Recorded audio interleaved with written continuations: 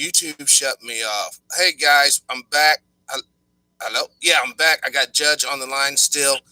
We're not gonna let them shut us down. I'm sorry, Judge, about that. I've been having terrible internet connection problems, but I did get it. Even the part just now, I think I got it on the side. But what you're talking about, Judge, is what I've been harping on. There is no place for straight black men in America now.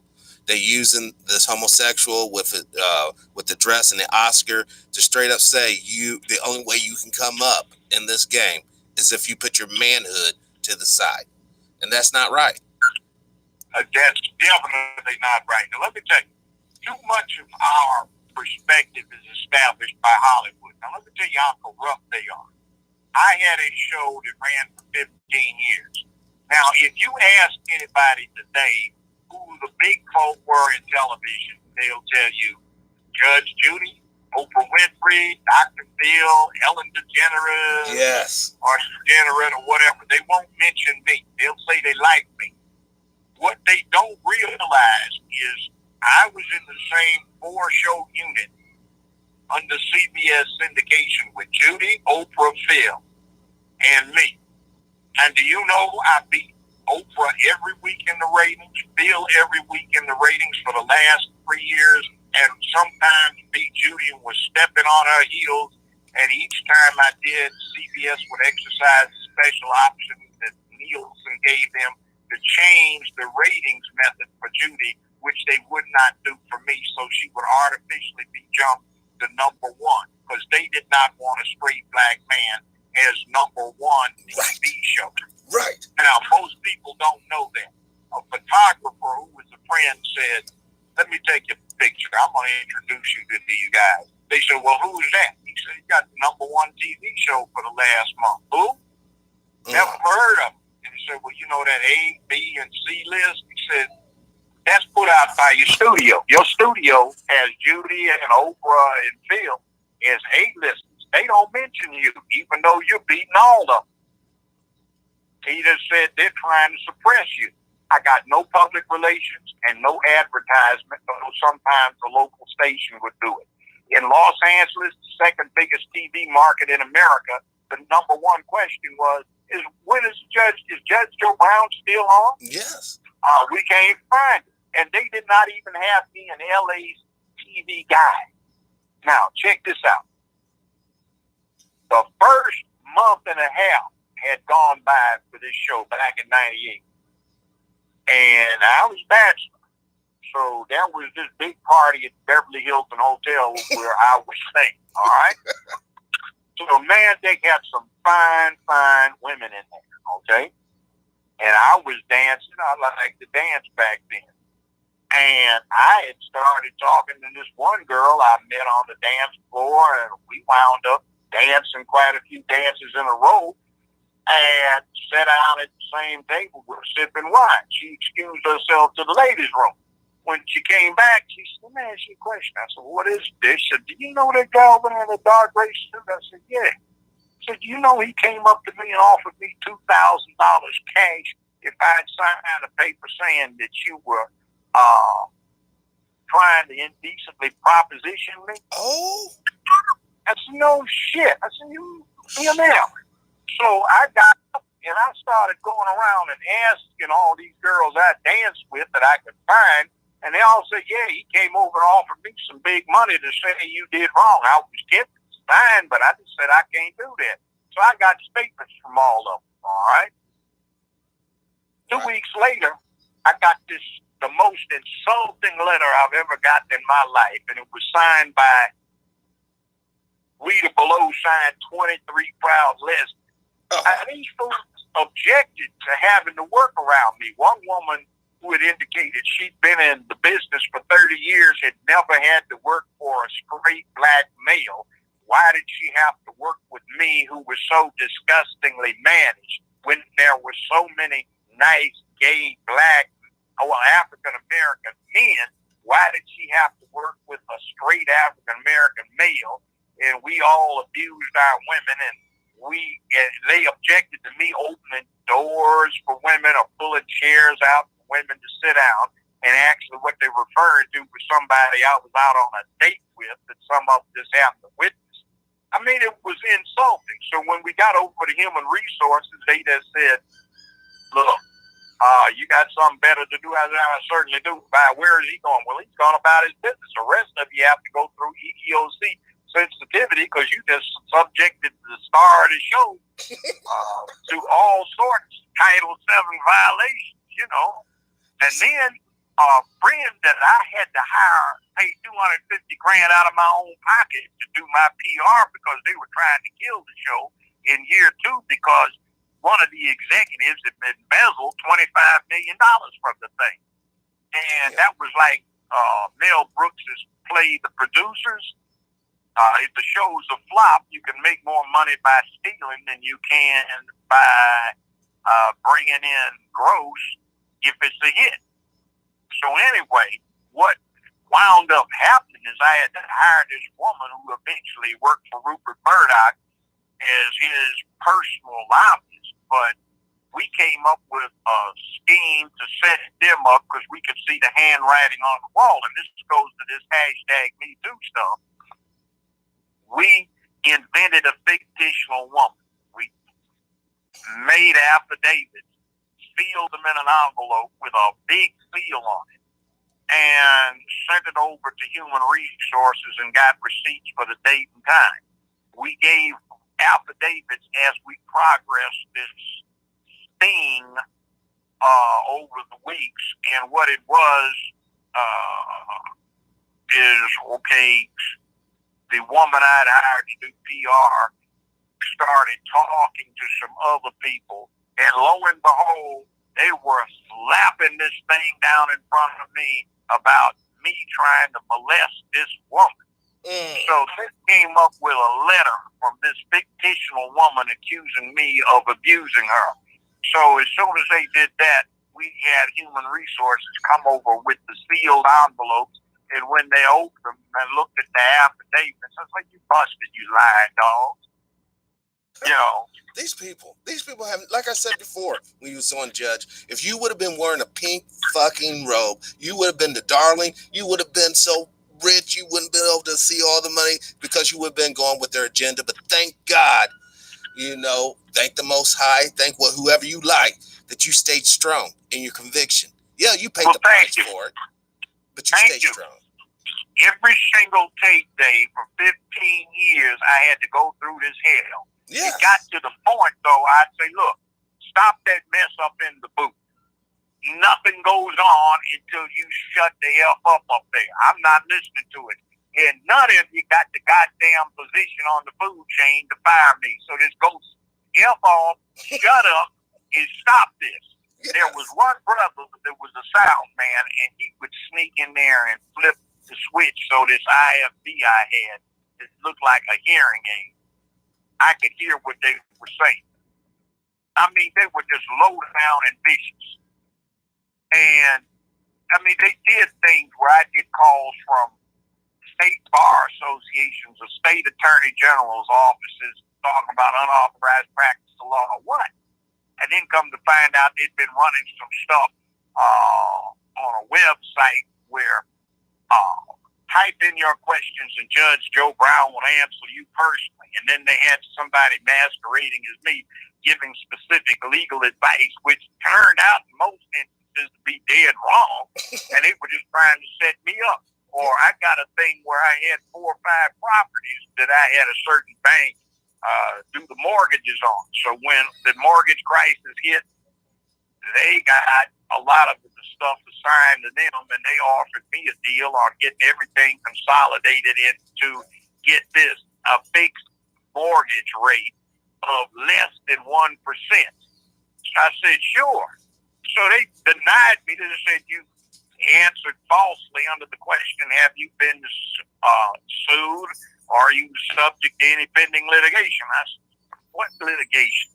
These fools had intercepted service of process on 9 different lawsuits that they did not tell me about. And they were standing up trying to represent me without asking me if I wanted them to represent me. And what they chose to do in the representation could have gotten everybody behind sent to jail. 2000, the California Supreme Court issued a 23-page written opinion saying I was specifically, by name, authorized to do binding contractual arbitration in the state of California. This is unanimous by the Supreme Court. It also laid out that everything had to be real, nothing could be front. All they had to do was cite case. But what they decided to do was saying it was all artistic and we didn't have to follow the law. And the Supreme Court of California said if that turns out to be the case, everybody can go to jail. Wow.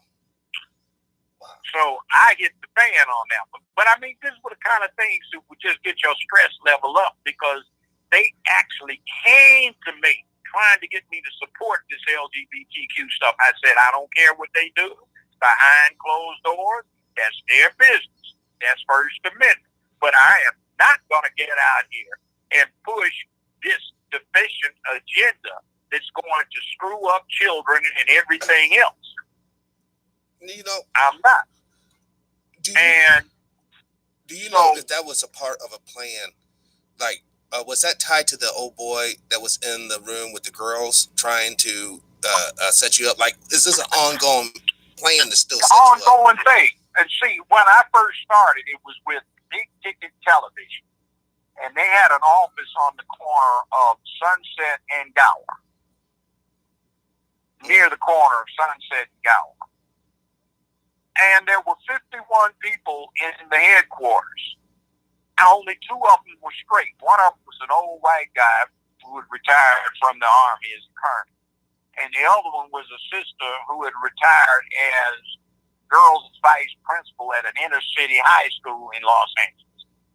And they used to sing the blues all the time because the other 49 were LGBTQ and they just gave them the worst grief.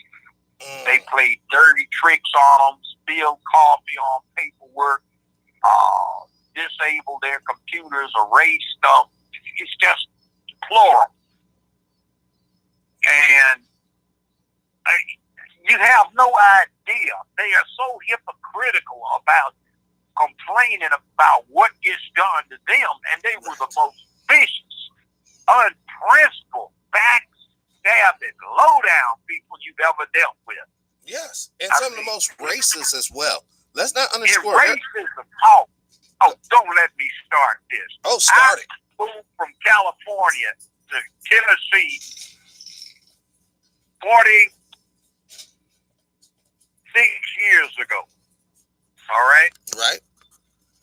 The worst racism I have run into between then and now was not in Tennessee, was not in Alabama, not in Mississippi, not in Georgia, not in Arkansas, not in Kentucky, not in Oklahoma. It has been Hollywood, Los Angeles. Mm-hmm. That is the most racist place I have worked in, ever. Hear that? California's racist as hell. Don't think those fags are your friends, because they are not. Now, you know what, we used to have a joke more than 50 years ago when I first got out of high school and got in college with the folk I'd gone to high school with. By the time we were sophomores, we used to joke, have you ever run into a white boy in California that would admit you ever knew anything that he did not know better? And that's true. But the interesting thing is, like in the South, I used to have white lawyers who would hire me to represent their wives and children, and white doctors that would do the same or represent them, because they didn't have any problems with a black man knowing something they didn't know, as long as you were doing it for them. Right. But you see, in California, it was crazy. One time I worked for this Russian woman. It was 67, 68 at UCLA. She was a visiting professor emeritus from the University of Moscow. And she was, at one point, the highest ranking woman on the Soviet Politburo. And she had worked with the NKVD, which was a predecessor to the KGB. And she only had 2 superiors. One was Comrade Joe Stalin, and the other one was Comrade Beria, who was in charge of the secret police. And she made me her teaching assistant, and she used to tell all these folks, check with Joe Brown. He understands it quite well and can explain it to you since he has more facility with English than I do. She says, why would they not talk to you? I said, well, you'll find out. She called me in their office. She said, it's because you are a black man, isn't it? I said, yes. She said, is that what American racism is about? Yes. She said, I understand. So she kept pulling me aside and started telling me some deep political methodology so I could keep on top of what was going on and understand what the enemy was about, where they were coming from, and how to gather information on it, and what to look for, and how to analyze it. And she gave me a lot. She just said, I want you to be able to help your people get ahead of this insidious thing that's called American racism. And let me tell you one of the secrets I found out. She turned me on to a book. There was this Jewish PhD. His name was Conrad Lorenz. He had escaped from Germany prior to World War II, and he was Jewish. He studied animal psychology, but he expanded it into human psychology. And his theory was that in any large body of people, any government or nation state, there was a massive amount of undisplaced interpersonal hostility and aggression. The greater the undisplaced hostility and aggression, the less functional the nation state was because its internal cohesion was reduced. Almost every other nation state in the world had made a habit of having outside boogeymen that they had identified as the cause of the problems that their citizens or subjects were facing. Yep. That's the standard MO. And in America, there's a difference. They don't need an outside boogeyman because they have their internal one. It's the colored man, the Negro, the black man. And if they scapegoat the black man, even if only vicariously, they now have a convenient explanation for most of the ills that impact the country. So what I did is a paper on that for her and for also a psychology class. And the thesis was, is in times of crisis, the American public, particularly the young portion of the public, scapegoated black people to displace their hostility and aggression. In those times when it became unpopular to scapegoat blacks, then whites turned on each other. Yes. One of the classic examples was going on right then. Young white people in their violent confrontations with their own power structure in anti-war protests. Yeah.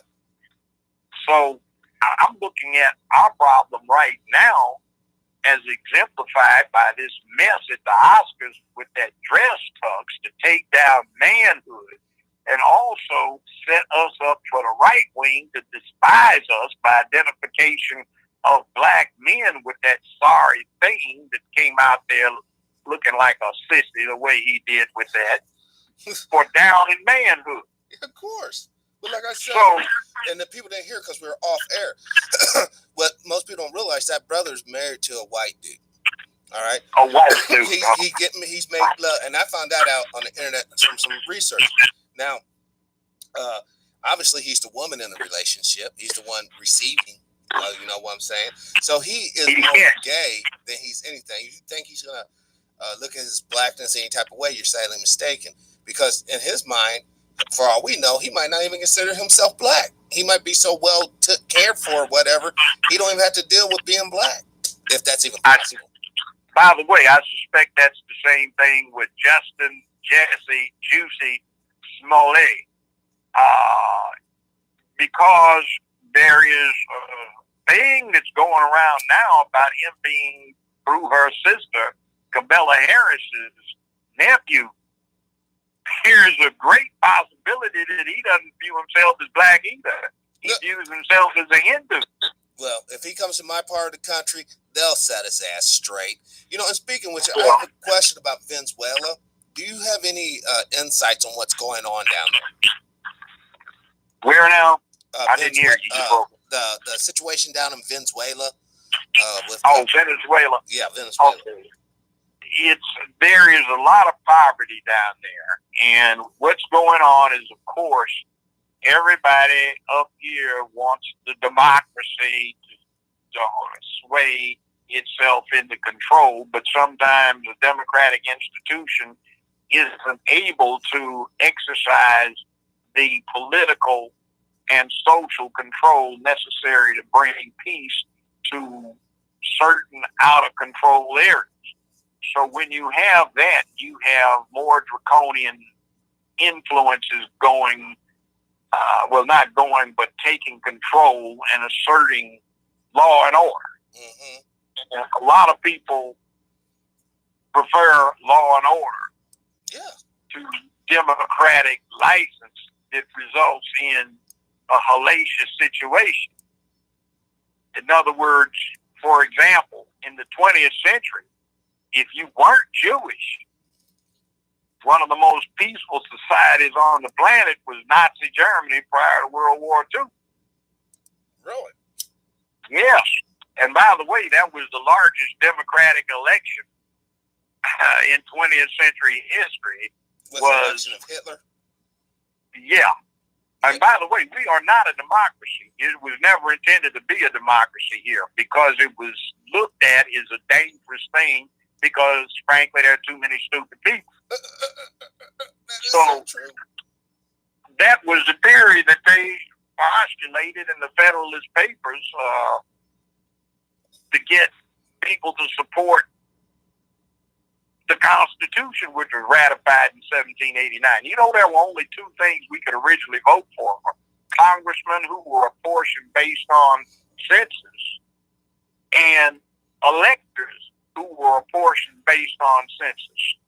And congressmen were the counterpart of the Roman House of Plebes, and the electors selected the president.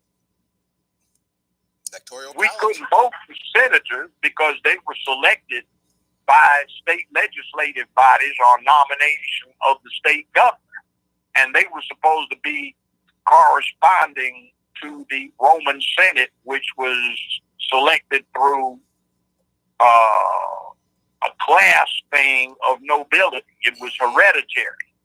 So they didn't want anything hereditary, so they left it up to the state legislative bodies. So eventually, at the 20th century, senators became subject to popular elections. So you got popular elected senators, congressmen, and electors. The president was looked at as so important that he couldn't be subject to popular elections.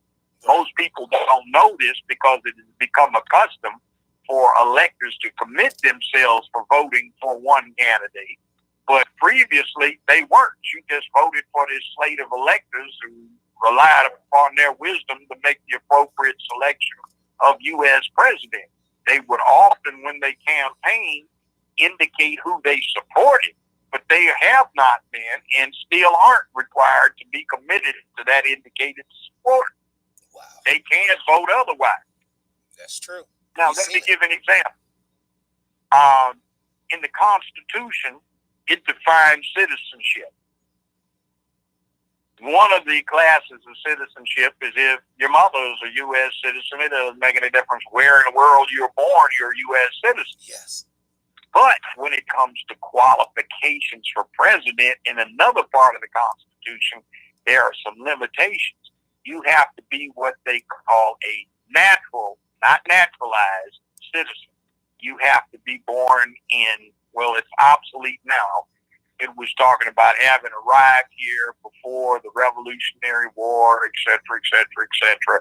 But essentially now, since everybody that this applied to has been long dead, you have to be born in either the continental U.S., a state, and that would include Hawaii or Alaska, a territory or a protectorate, and that would include the Philippines, the American Virgin Islands, American Samoa, such like, a naval or military base, a consulate or an embassy, or on or in a federal enclave. if you were born in any of those places, you are eligible to be U.S. president. We remember Cruz, who was the runner-up in the Republican thing during the primary season for president. He freely stated he was born where? Canada. It says without equivocation in the Constitution, he's not eligible. Right. So nobody said anything about it. And by the way, that's that thing with Birthgate on Obama. Obama seems to have been adopted by his stepfather, Lolo Soetoro, Yes. before he became 2 years old, and his name on official records is Barry Soetoro.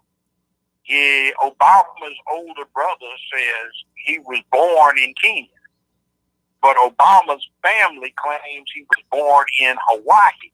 Now, he had been president for 2 years before he produced a birth certificate showing he was born in Hawaii. Now, I don't know about you or me, but I can, now. The health department get one.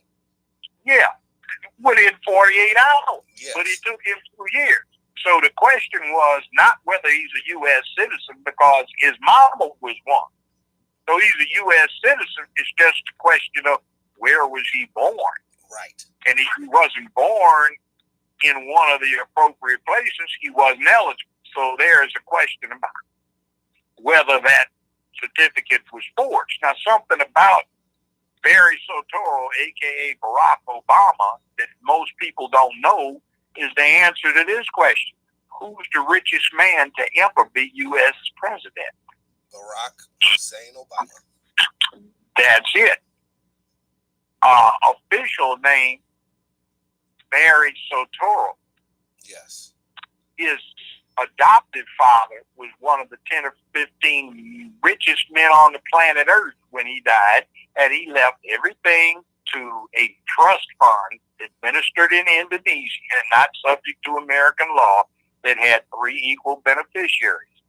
Barry Soetoro, a.k.a. Barack Obama, and his 2 half-siblings. So that's how the thing about that, when you look at Barack's presidential campaign or his term of office, in your opinion, Judge, what did he do to help or promote black families, black lifestyle? Nothing. He did a lot against it.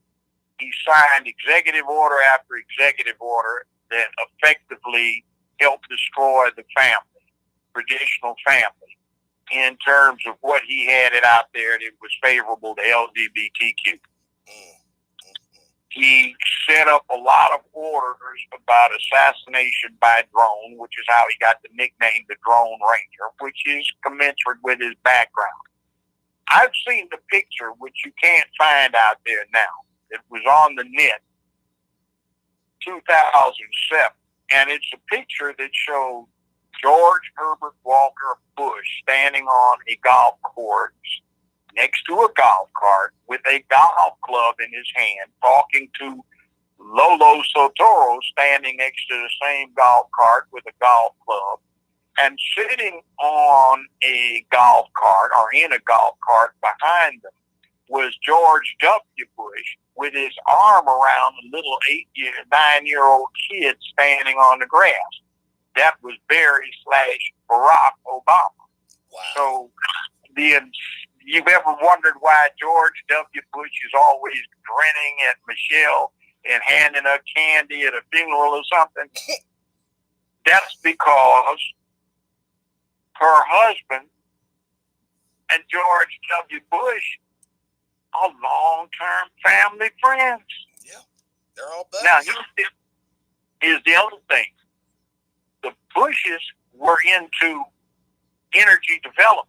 You know, Halliburton was founded by George Herbert Walker, who is Uncle Herbie to Bush 1 president and great Uncle Herbie to Bush 2 president. Yep. Additionally, Lolo Soetoro started off when he was with Barry's mama as international executive vice president for Standard Oil. Standard Oil was trying to get control of the Indonesian oil market because Indonesia may sit on the world's largest oil reserves. So what they did is they assisted Lolo in starting up his own oil firm. Now, Lolo had an interesting background. He was a major in the Indonesian army, and in the MIS 1957, 58, 59, 60, 61, 62, when there was a lot of guerrilla action in Indonesia, Barack's father, his adopted father, ran the death squad for the Indonesian army. He was in charge of the Indonesian equivalent of the Gestapo.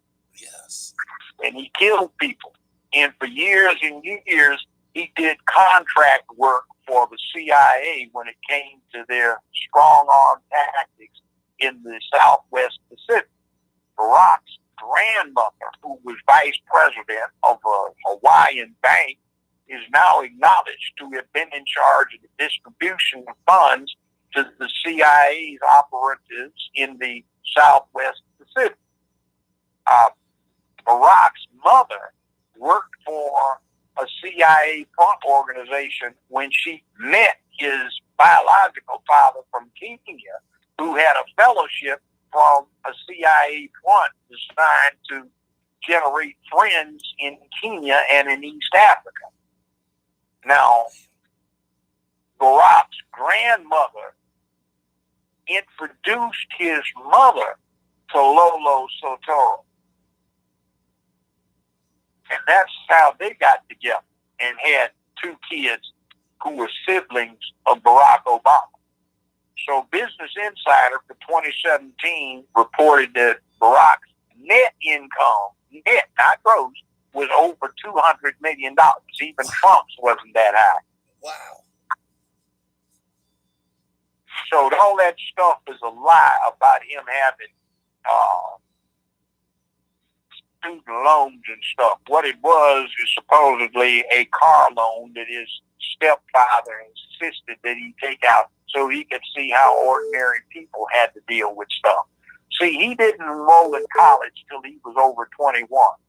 From graduating from high school, which was this high school in Hawaii, until then, stepdad or dad, which is what you are if you adopt somebody before they're 2 years old and raise them, he let him travel around the world to get his wild oats sold.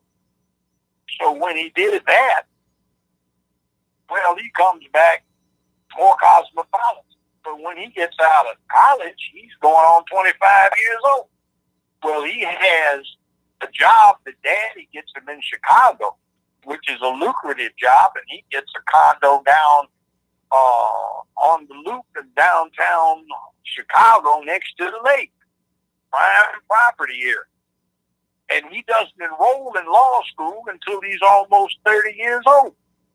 He made law review, but there's a hell of a difference in the maturity factor for somebody in his early 30s and somebody 22, 23 years old ordinarily on law review. Oh, yeah. And when he gets out of law school, he's almost 34 years old. And what do? They hire him in stepdad's U.S. Representatives, that law firm he and Michelle work for in Chicago, which just happens to be the oldest Republican law firm in the United States. They are so old that they literally raised most of the funding that Abraham Lincoln used for his first run for U.S. president.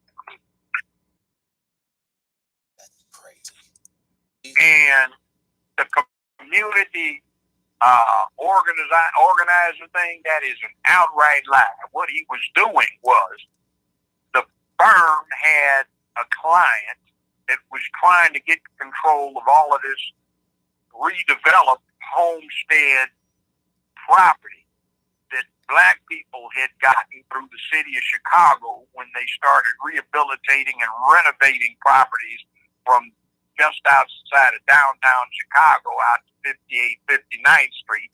It was basically a no man's land, just all broke down, tore up. And he was going around persuading black people to sell their property to the firm's clients. He went to Reverend White's church so he could learn to speak like these black, like a black preacher. Right. And he probably outed the man. You know, which so is he helped just in the gentrification of that area? Yeah, that's what he was doing. So what else I find strange is he ran against a former Black Panther for U.S. Congressman and got his butt kicked badly. And I've seen some of the video of some of the debates. Well, one debate in particular, he just got made to look so badly and ignorant and accused of why you doing this for the white folks. Well, he ran for, interestingly enough, state representative. And the curious thing is his opponent died before the election. So he was running against the dead man. Now, when he ran for U.S. Senator, the incumbent had to resign because of the scandal. His opponent died before the election. So he was running for U.S. Senator against the dead man. Now, there is a right-wing think tank, a crank thing, called the Heritage Foundation. And they do a report card on the voting of U.S. congressmen and senators every year. For the 2 years that Obama was in the U.S. Senate, you know they gave him their third highest rating for conservative voting. They gave him a straight A. There was one guy that had 95, who was number one guy with 94 plus, who was number two, and Obama had 94 with a little less plus. So he had the lowest voting record in the U.S. Senate, but rated the third most conservative voter in the U.S. Senate. That says what he's about. Oh, yeah. That's why his buddies on Wall Street made so much money during his administration. He didn't do a damn thing for the ordinary person. And then everybody tells me, Judge, what about Obamacare? What Obamacare? You know who drafted Obamacare? It was Romney, wasn't it? Nope. It was Republican Senate Majority Leader, Dr. Bill Frist from Nashville, whose family founded Blue Cross Blue Shield and controls most of the HMOs that receive the mass of the benefits under Americans' health care. Affordable Health Care Act. Affordable Health Care Act. Yeah, I forget it. Obamacare. So it's a sop to the insurance companies. I'll give you an example. I have type 2 diabetic. I take a bunch of stuff. If I get a 30-day supply, my copay on one of these medications is $479. Oh, my God.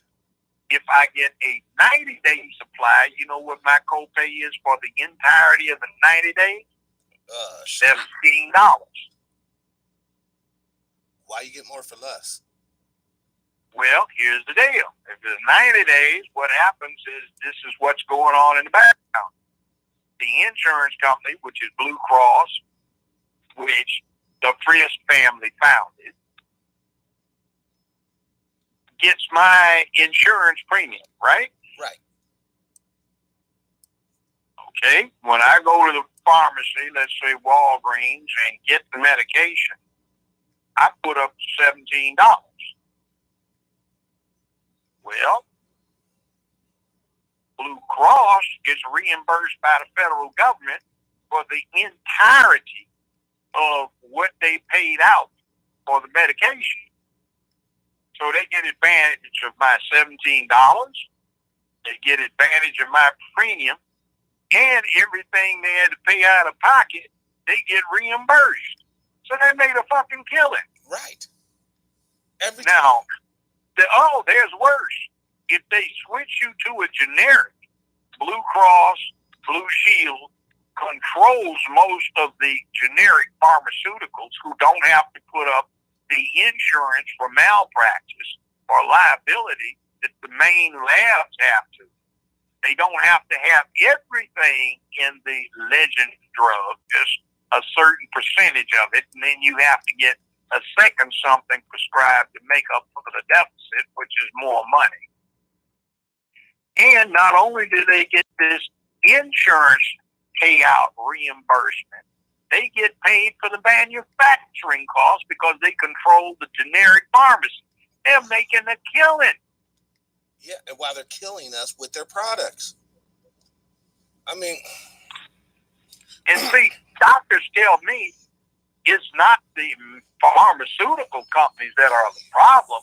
It's the major medical insurance companies that are the problem for manipulating the price. Like, they've got one super medication my doctors want me to take, but they won't cover it because they don't control the manufacturer. And you know what the pay is for this for 30 days supply? $4,796. $4,000 for 1 month's worth of medication? Yes. Holy crap! Holy crap! And what if so I can't take it? Seriously, so I can't take it. What would you do? I mean, I don't get it. Even I can't afford that shit. You know. Dude, $4,000. That's. I mean, I can understand. 5,000, 4,700, etc. Almost 5,000 a month. No way. If you're not paid in full, dude, you cannot afford that. You're doomed. If you need that to live, you're doomed. Exactly. So what about if we had a fundamental change of the way this society is structured? Like, you know how we have Bernie Sanders talking about socialism, right? My problem with that is it's already bad enough to deal with racists in this quasi-capitalistic society. Could you imagine having to deal with the same racists underneath a socialistic society? Well, yeah, that's a problem. But here's what the problem is not. It's run by the federal government. And for years and years and years and years, what was the only decent job a black man could get? Answer: with post office. Why? Because they had non-discriminatory examinations that qualified you or did not qualify you for the civil service position.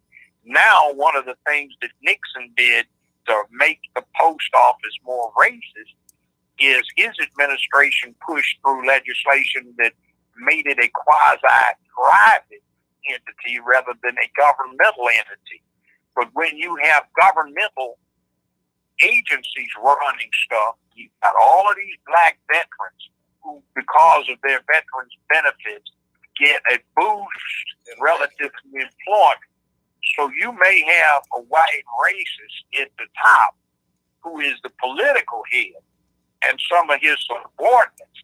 But the people that have been there year after year that know how the agency runs, they're likely to be an ex-black sergeant, ex-black Marine gunnery sergeant, or somebody like that, or a black woman who was in the Air Force. So what happens is on the administrative level, face-to-face, except in some circumstances, you're more likely to interface with somebody black. Now, I worked for EEOC 45 years ago, and they hired me in, and the director was black. And he said, "I know what you're trying to do." I said, "Yeah, you have me doing stuff that people 2 pay grades over me can't handle." He said, "I know you're a lawyer." They're not. But now I tell you what I'll do. I'll do this, but we're going to have an accommodation. He said, "What is it?" "I don't report in at 8 o'clock. I come in at 9:30. He said, "Done." "I don't take half hour for lunch. I take a full hour." He said, "Done." I may want to stay until 6 o'clock because I don't want to fight this traffic. And if I do that, then I ain't coming in until 10 the next day. He said, "Done." And he said, if you want to also do this, you have 2 white people over you. If you want to write this stuff up, I'll approve it so it helps us out a little more. I said, "Done." See, that's how it works. You don't deal with. Now, the other thing about what Sanders is talking about is when I went to UCLA in the 60s, you know what? There was no tuition for the University of California. There was no tuition for the California State Colleges. There was no tuition for the California municipal colleges. None. So Ronald Reagan got elected in 68, and he started imposing a tuition because he said he was going to destroy free higher public education because people didn't need it. And all it did was give a bunch of long-haired, commie-loving hippies an opportunity to down the interest of the country with his hypocritical self. And by the way, Hillary was out there campaigning for him, and then shortly thereafter, she was campaigning actually for I am not a crook, tricky Dick Nixon. Yeah, that guy. Speaking of which, 1966, Bernie Sanders was getting sent to jail as a Congress of Racial Equality chapter president, protesting official segregation on the University of Illinois campuses, particularly the one located in Chicago, of all things, where the black students had segregated eating facilities, segregated housing, and segregated facilities relative to where they could assemble. So meanwhile, that spilled over in 67 into the Chicago suburbs, and King came out there to get him on the action. Bernie was still doing his thing and getting sent to jail, and guess who was on the other side saying keep segregation? Was Hillary Rodham and her parents, Mr. and Mrs. Rodham, saying keep it segregated. At the time, she was chairwoman of her all-girls university's chapter of the Young Republicans. She went to Wesley University. So for 3 years, she was the president of the Young Republicans. Pulling up Hillary's racist parents. Yeah. So we love some Missy Hillary, but we sit up there and talk about Bernie socialism. But Bernie's thing used to be the thing, like Illinois and, and other places in California. There was no tuition, and medical care was single payer. You didn't have all this nonsense where people were allowed to make profit because Blue Cross was just getting started. And, you got Kamala Harris and Cory Booker have tried to co-opt Bernie's platform. Now, I find it interesting that they were attacking that same platform when they were trying to help out Hillary, the racist sailboat who doesn't go anywhere, the wind doesn't blow her. And that was okay, but now they tried to co-opt Bernie's single-payer medical thing and talk about making collegiate education more obtainable. Now, one thing I find that is very strange is people are fighting it, but I've looked at it, and objectively, I have to acknowledge that it does appear to be true. Black people have the lowest unemployment rate they've had over the last 51 years. And guess who's in office? Donald Trump. Black people have seen more money sent to traditionally black universities and colleges than at any other time in the last 50 years. And guess who's president? Donald Trump. Guess when they were the lowest? When? Barack Obama. But see, doesn't that go back, Judge, to the game? Like the game where no matter what you're doing, the same puppet masters controls both sides of the equation? Well, yeah. Now, one thing I do think about Trump has a very high IQ, though most people don't want to admit it. What he's doing is playing to an audience where he's up in your face saying F you to the press. There are so many mainstream folk that want somebody to tell the press to go F off, that every time he says that, he's a hero. There's a thing about communications most people don't understand, but I do. I've been publicly speaking for going on 30 years. Doing public speaking for 30 years. I noticed this when people would come up after an hour-long speech and start raving about this point I made, that they were so glad they finally ran into somebody who understood. And I started traveling with people, you know, on entourage. And I said, "You recall me saying that?" No. And we start taping them, these speeches. And I hadn't said it, but it still continued. These people were actually, in their recollection, hearing me say something that I never spoke. And then I found out, I said, "Oh, I remember from political science, there's a form of oratory where you can enhance that by using certain suggestive words and phrases." And I started to use them. So I felt bad about it, but it was an experiment. And lo and behold, they would sit up there and argue with each other about fine nuances of something I hadn't said. Wow. So they hear it even though you don't say it. Yeah. See, what happens is even adults have a limitation on attention span. So somebody's talking, but if you think this is a good guy or he's really heavy in your standards, even if you drift off and then people start applauding, you applaud too, even though you don't remember why you applauded. So your recollection is deficient, so you create something spontaneously, subconsciously, to fill in the blank.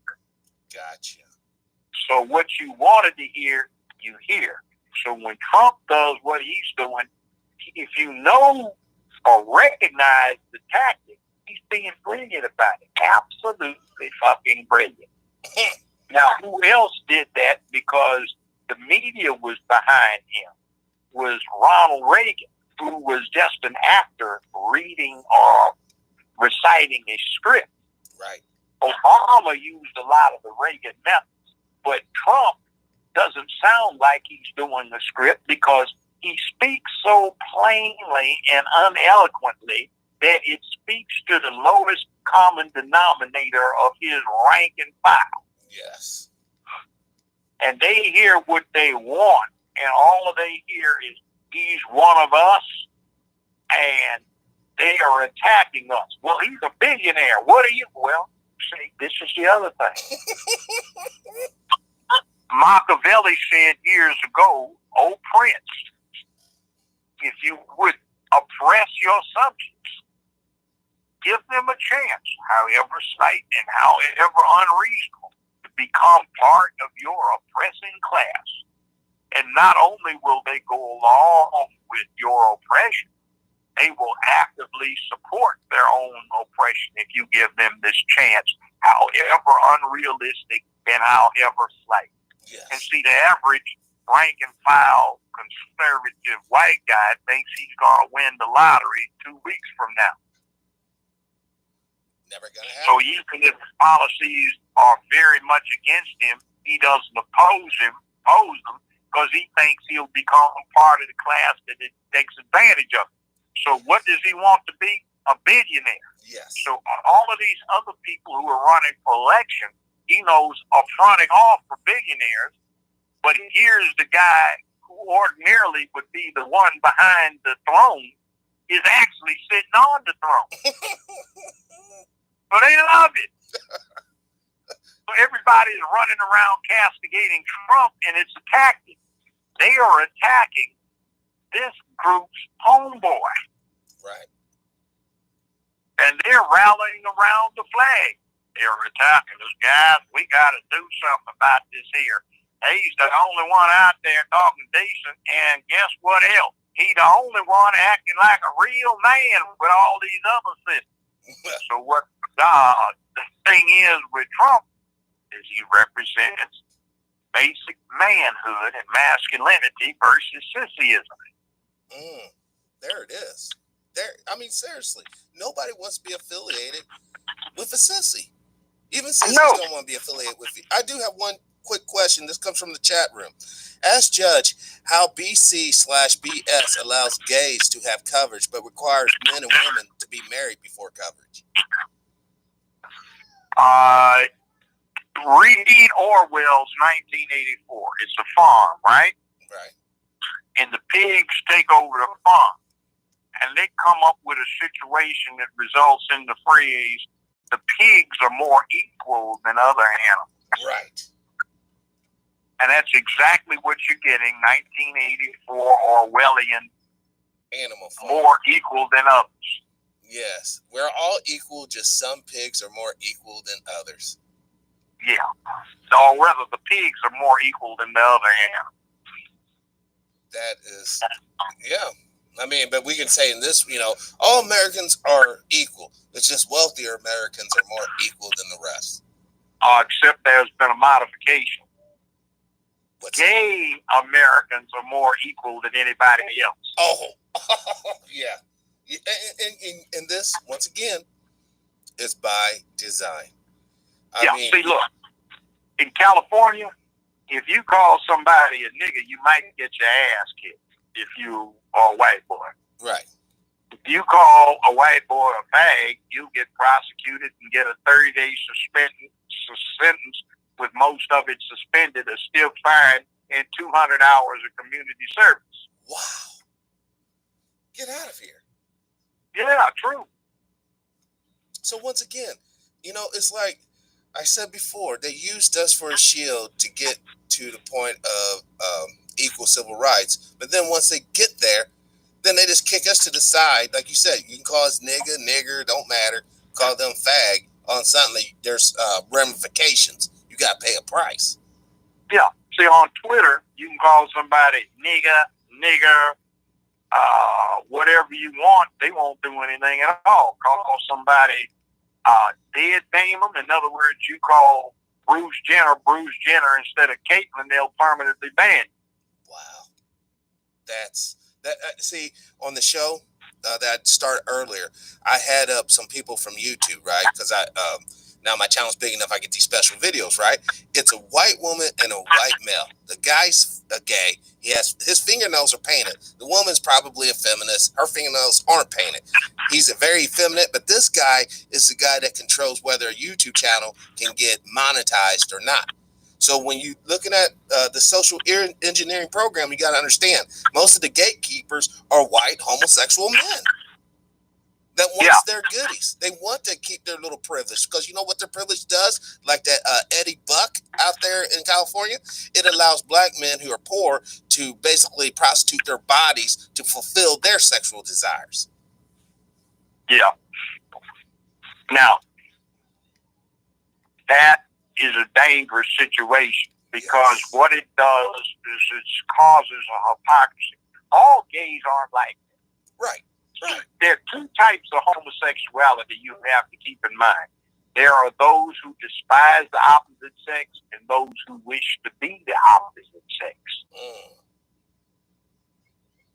It makes a difference.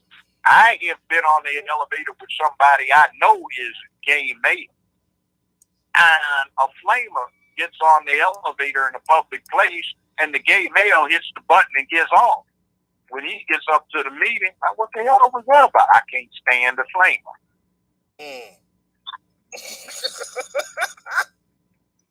See, you got two kinds. You got RuPaul, and then you've got Julius Caesar and Alexander the Great. Wow. Never thought about it like that. You have motorcycle gang members, and you've got the little squishy ones that'll be flipping and flirting and carrying on. You've got coaches who tell their boys, don't mess with girls, it'll sap your strength. Yeah, I've heard that. You know a classic gay male that was in the funny papers for years and years? What's that? If you've ever read Beatles Bailey about the Army situation, Beatles Bailey. Sergeant Snorkel was gay. He was just celibate. He was terrified of women. So Sarge was gay. He just was a celibate gay who didn't practice it. Oh my God, I never even thought about it like that. I got the picture up a beer, but and the Sarge right here holding a beer. Yeah, it makes sense. It makes sense when you get that little addition to the equation. Yes. See, all gays aren't like this. Some gays, they've got beards, they play football, You know, they ride motorcycles and other stuff. Yeah. Look very manly. You know, they'll stand and deliver, kick ass, or, you know, throw down in a park. He's a regular guy. Yeah. And then you got these little swishbacker types. They're the ones that hate manifestations of masculinity. But I'm going to type this in there. Oh, there it is. I put in sissy gay. Or, I didn't put in sissy gay, did I? I put in sissy something different. Fag. But same difference. Hopefully this... Yeah. I can't. That's just too much for me. Because I have a Google thing going on, and I can't watch it. The pictures are just too much. You know? Well, yeah. Just too much, even for my program. See, what the deal is, too, that you have to keep in mind is the practical effects this thing has had on the country and on our communities. One, it convinces girls that masculinity is evil. But it's not. I know it's not. It convinces them that they don't need a man. Right. So they voluntarily, I call it volitionally, start families without being married. There's always the accident where somebody gets impregnated and the guy just bails. You know, you should have used a pill. I ain't getting no part of this. And have the abortion. Right. Or they're married and somebody dies or divorces them or gets sent overseas or something. But there's volitional single parent status where they didn't want a man to begin with. Mm-hmm. All of this contributes to that. It contributes to a process of acculturation and socialization of boys that is deficient and tries to make them girls, which does not work. Right. One of the main reasons it does not work is this. What did you have for dinner last night? We had, what's that, steak, potatoes, green beans, and some corn. Okay, the steak came from an animal that has sometimes lethal horns on its head. It weighs 3/4 of a ton. Yes. And we used to have to kill it on our own. Now we've got ranchers, stockyards and slaughterhouses to do it for us. Mm-hmm. Okay, you might have chicken, that's a fowl or a dinosaur, depending upon how technical you want to get about it. We have fish, and everything on the planet is subject to our protection if it doesn't want to go extinct. So we are the planetary apex predator. We are the best killer in the history of the planet. That includes T-Rexes and stuff. That includes great white sharks, lions, and tigers, and bear, and polar bear, and grizzly bear, and Kodiak bear. They're all on the endangered species list because we kill them. Yes. You take the best killer in the planet's history, and if you don't properly socialize and acculturate it, you've got a mess on your hands. Yes. This thing that is the human male has killer all through his fabric and soul. Mm-hmm. And the acculturation and the socialization that had been adapted to this physiologically evolved predator over the last 90,000 years since we've been arguably modern humans has been accompanied by socialization and acculturation that have evolved in lockstep with the physiological creature. Now, over the last 50 years, some morons want to sit down and come up with a way to end what 3.5, 3.8 billion years of planetary evolution have produced. It's not going to happen. No, it's not going to happen. Then the other thing, too, about this tranny thing. Birds, mammals, fish, reptiles, apparently dinosaurs, all sorts of animals on the planet have had sexual attraction between male and female that has developed and has been pushed by things that are associated with the female, things that are associated with the male. Right. So that one becomes attracted to the other. Now they want to make it all right, so someone not of the gender indicated can use the social and cultural symbols of that gender that are supposed to entice the opposite gender to just masquerade and confuse. That's against nature. Well, I have it right now on the TV viewers. They can see I got a search of black transsexuals or whatever. And as you look at these people, you know, I mean, at first glance, obviously a couple of them are obvious men, but you wouldn't be able to know. You wouldn't be able to tell until it's too late. Yeah, you know? But see, that's supposed to be all right. That's not all right. That's called deception. Not all right. Because up until 50 years ago, there had been 3.8 billion years of life evolution on this planet to produce an attraction between male and female.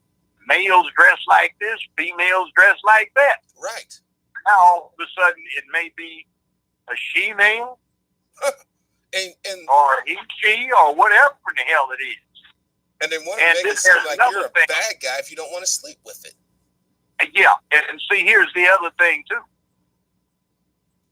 They ought to take a lesson from the black playbook or history book, since they try to emulate us and bootstrap off of what we've done. Mm-hmm. Because back in the 60s, we started doing I'm Black and I'm Proud. James Brown took off with it, just ran with it about 67, 68, 66, 67. And you know what that was all about? What? That was the realization that what with the way modern media was, black people had come to hate themselves and wanted to be something they weren't. Well, there was a whole lot of studying going on about this phenomenon of self-hate because of negative self-imagery. Well, guess what? When you hate what you are to the point where you want to change yourself into the polar opposite, that says you're pretty sick. That ain't normal and that ain't healthy. You need some counseling. Right. Just like black people needed I'm Black and I'm Proud, these people need it too. See, what they're doing is the equivalent of black people dressing up in white face and becoming white. And you know who did that? Ultimately paid the cost? Who? Michelle, a.k.a. Michael Jackson. A self-hating sicko who, by the way, he lost his nose because it went necrotic. He'd had so many operations on it. Yes. That's why that reported stuff in the oxygen tent he slept in. So he wouldn't lose it. But if you ever watch close-ups of his face during some of his latter performances, when he's sweating, you can see the tape that holds the false nose prostheses on his face beginning to come loose. He didn't have a nose. It looked like a damn zombie. Let me try to talk about a condition? No, it wasn't. If you want to see what was going on, there is a video called The Making of the Video Thriller. And what you see is he's sitting in a barber chair, makeup chair, and he doesn't have a shirt on. And he's as brown as he ever was from his chin line down. And there's a sharp line that goes from his ear across his chin line all the way to the other side. And above that, he's white because apparently he had laser destruction of his melanin cells. What? And below that, he's as brown as he ever was. He hated himself so badly that now one of his doctors talks about his hair thing. They would make an incision at the base of his scalp in the back every 6 to 8 or 10 months, peel his scalp forward, and put Polynesian hair in and thread it in carefully, one hair at a time, knot it on the inside, and once they had tediously done that, sew his scalp back to the rest of his integument. And that would last until the hair knot started dissolving inside the skin, and the hair started coming out, and they'd have to redo it. So he was a sick, self-hating puppy. So the Michael Jackson, Michelle Jackson equation is what you get with the trans. They hate what they are, so they tried to be something else. Just like Michelle hated what he was, and he tried to be something else. Right. I often joke, he started off as a, young black guy, ended up a old white woman. Well, what he looked like was one of these, what are the Japanese cartoons? Oh, the animes. The animes. Yes, he looked like an anime cartoon, just exactly like one. Biggest disgrace going. And the sad thing about it, people will say, but he had so much love in his heart for people. It's sad. It's like you said, he had so much love in his heart, it seemed, for people, but he had no love for himself. Well, let me put it this way. He didn't have love for people that was healthy. He admitted pedophilia. He got under that umbrella, and there are many recordations from different angles that were played where he said out of his own mouth he didn't see anything wrong with a grown man being in bed naked with a 10-year-old boy who was not kin to him, showing love. Well, and that's pedophilia. You know what, Judge? I'm sorry. On that, I have to speak. I don't care who you are. There's something, I have a son. I would never be in bed naked with my boy. Get out of here. That's nonsense. Yeah, but he said that, and they kept playing it. And see, here's the thing. Well, they couldn't convict him. I said, well, now it turns out that one of their crucial witnesses lied under oath because of financial gain. But there is a big difference between what you can prove beyond a reasonable doubt and what actually happened. Right.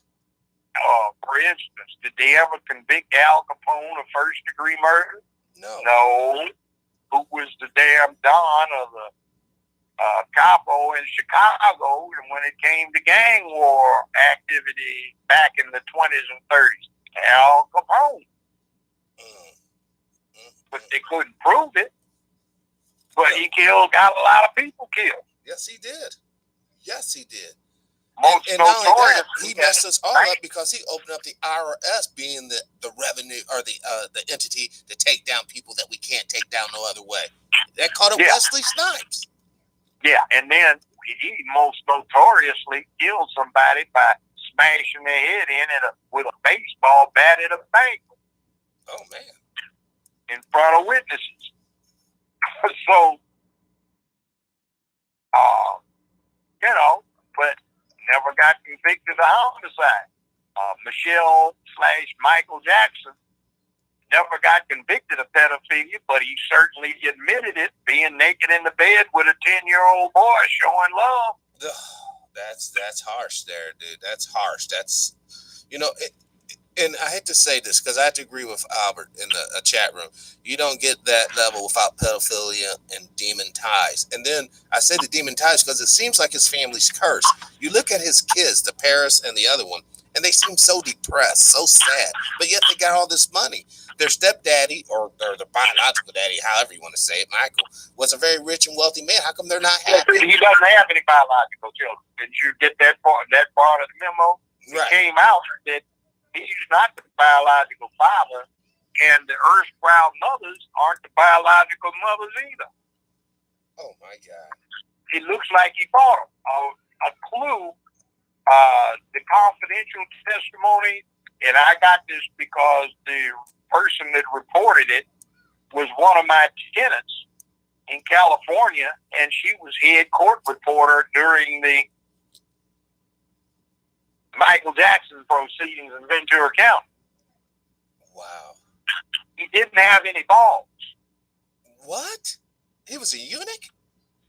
Eunuch. And to back that up, there is a type of song called the castrati song, castrated song. Oh, my God. And Mendelssohn, Bach, Beethoven, etc., they all wrote songs for the castrati. In order to sing in the register, you had to have been castrated before puberty.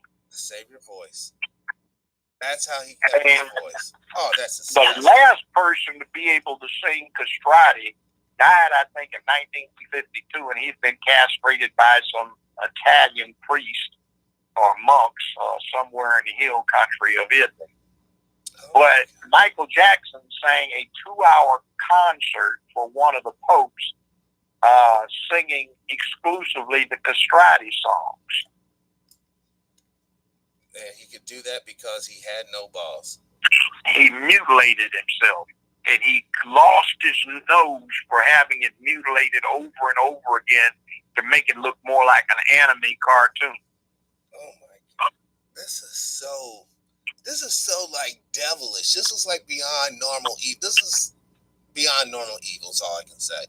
This is something. Yeah, well, remember, and why I have this information, remember me telling you about my professor I was teaching assistant for, it was the highest ranking woman in the Soviet NKVD before it became the KGB? Yes. She suggested these things. So I followed the methodology. It's the only woman I've ever worked for in my years of life. And I just don't work well with women who expect to be in charge.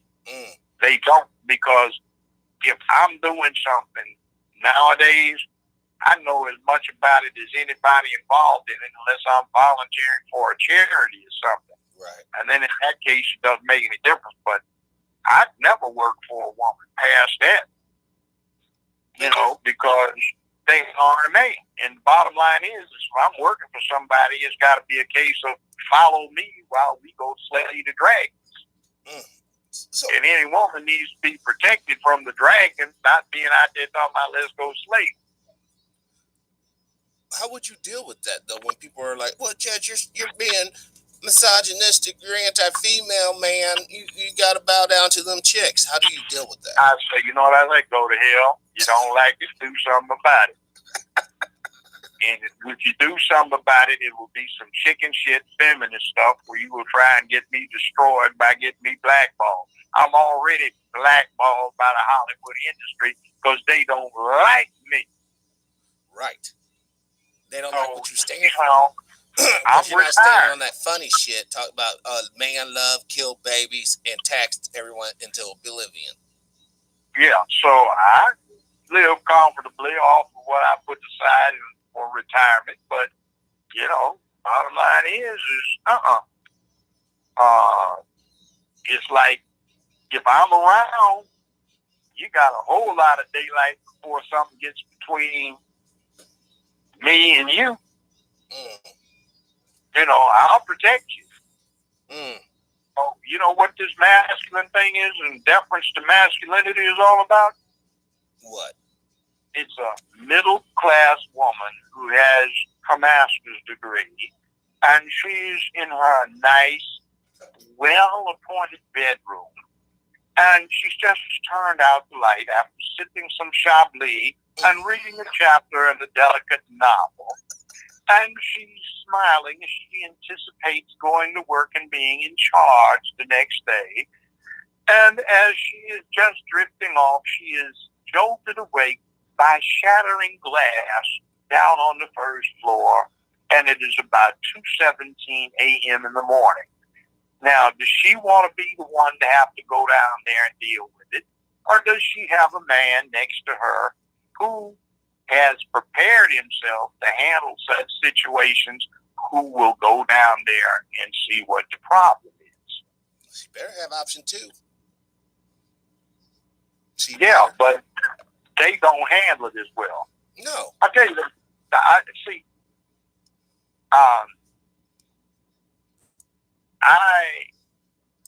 used to give some women who didn't understand that some classic examples and let them see what was going on. And like, okay, you taking karate. Yeah, I've been taking it for 50 years, but, more than 50 years. But if you want to deal with it, it's still who can hit hardest. Now, I'm 70-something years old, but when I was younger, I could bench 300 without, killing myself. So it's like, do you think what you know is going to let you prevail against me when it's still a matter of who can hit hardest, most effectively, and take a punch? No, you're not.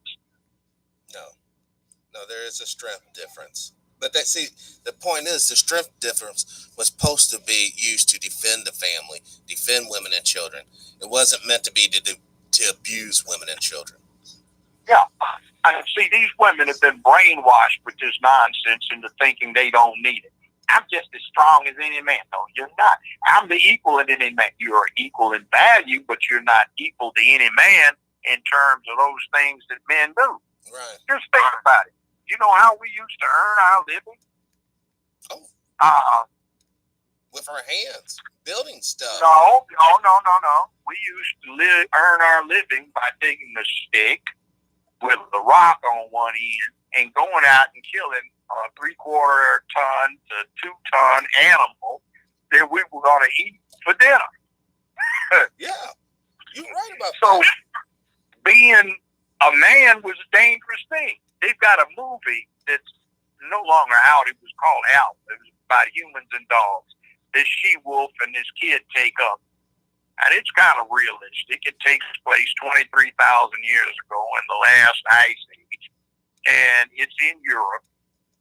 And every season, this tribe has to go out and hunt these buffalo. Same kind they have in America, but they used to be in Europe too. And the kid is the son of the chieftain. Well, it's dangerous going on this mission because most every season somebody doesn't come back. Mm-hmm. Now, on this season, somebody got eaten up by a saber-toothed tiger who got snatched from around a campfire when he got up to take a piss, and the thing was lurking and snatched him and had him for dinner. Well, it's harsh. So when you see what he had to do and the tribe had to do to earn a living where you had to risk your life to make sure that the families, the children, and the women got fed and made it through the winter, then you get an idea of what manly obligation and duty is about. And we are that same creature. Yes. It's in us. And they don't have it now, but they used to have the draft. They've had the draft since the U.S. Civil War. And they took ordinary people right off the streets, and they made good killers. Yeah. Well, you heard about that Texas judge that just, it was like a couple of days, ruled that all male draft is unconstitutional. I was talking about earlier today. So that means, Judge, the next war that pops off, World War III or whatever, they're coming for our fucking daughters. Our daughters will get drafted. Fuck that. Yeah. Fuck that. My daughters are not going to war for these corporate fucking wars. Or my son. Yeah. And in a human thing, unless it's an extremist, where, you know, with every man and woman on the wall, because we're about to get overrun if we can't hold them off, you know, unless it's like that, you don't sacrifice the resource of your women and children. You know, it used to be who got in the lifeboat first, women and children. Yes, sir. Because they are the future. Look, you know how women always say they don't need a man? Try to make a baby without one. Try to make a baby without what we got. All right? So we need each other. That's irrelevant. The point is we got to know our roles in this organization. Every family is an organization. You have the chairman of the board, and then you have the workers, which are typically the children. So in between, everyone has a role to play. But now it's all debased, Judge. Nobody wants to do their damn role. Nobody wants to do shit. They just want to bitch and complain. You're right. And hold on. Let's first get Meek Mill out and team up with Jay-Z and Milk Me for the prison reform bill, and now being charged with solicitation. So, Judge, you know, being an officer of the court, you know, what is your opinion, your legal opinion about how black folks have been treated in this legal situation we got going on nowadays? Well, let me say two things, well, several things.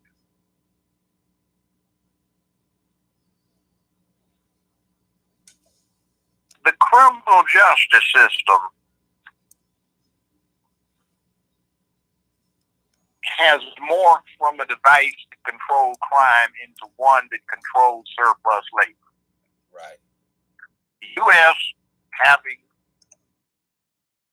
fallen for this myth of private enterprise being sacrosanct, does not have a governmental program to deal with the obsolescence of the ordinary worker in the face of industrial technology, computerization.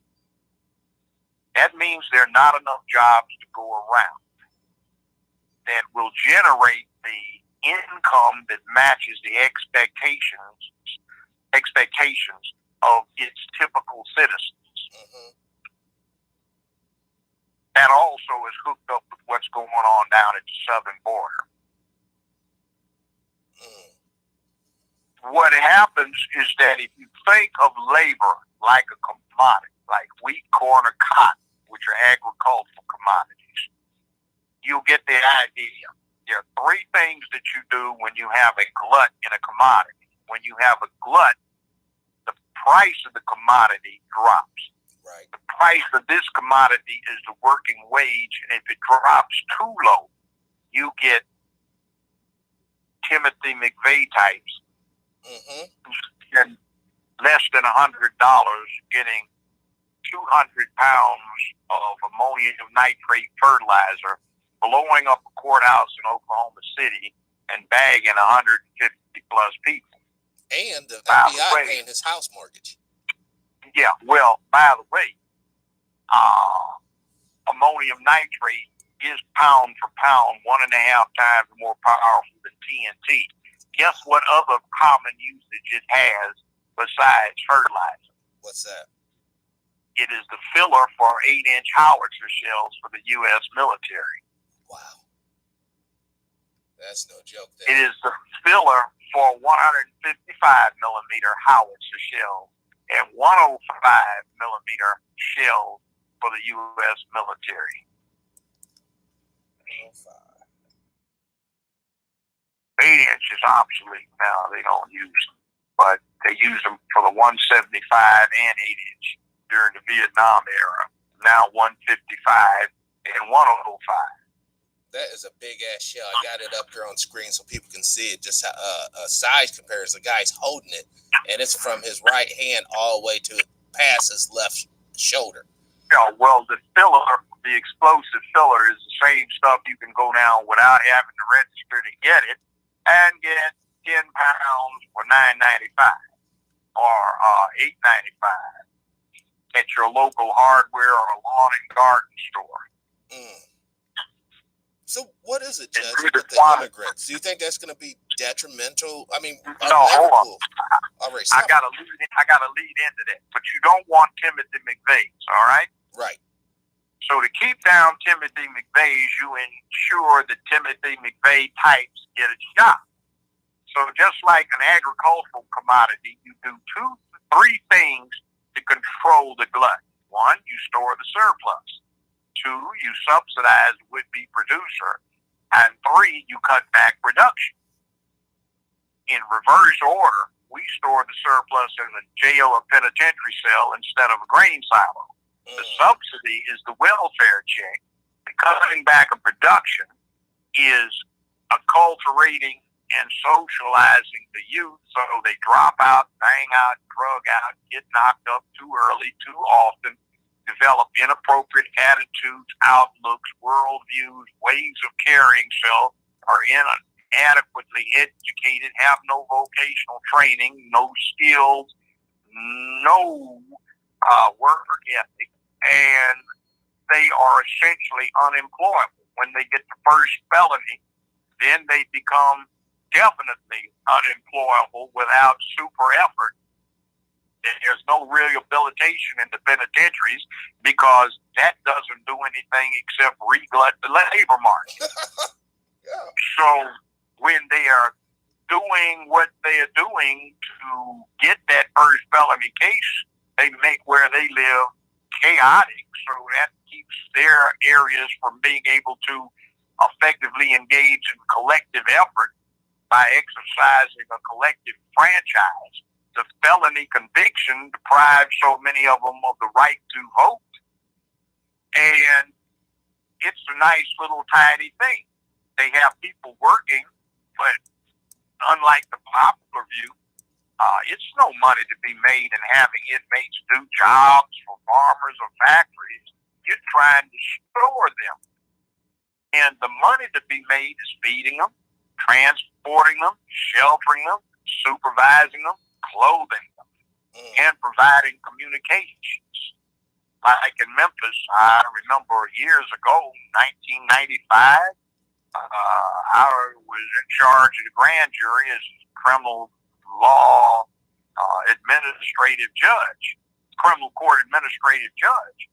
And we had to check on the activities of all governmental entities. Well, the county commission had surrendered the franchise to operate the phones in these correctional institutions to a private company.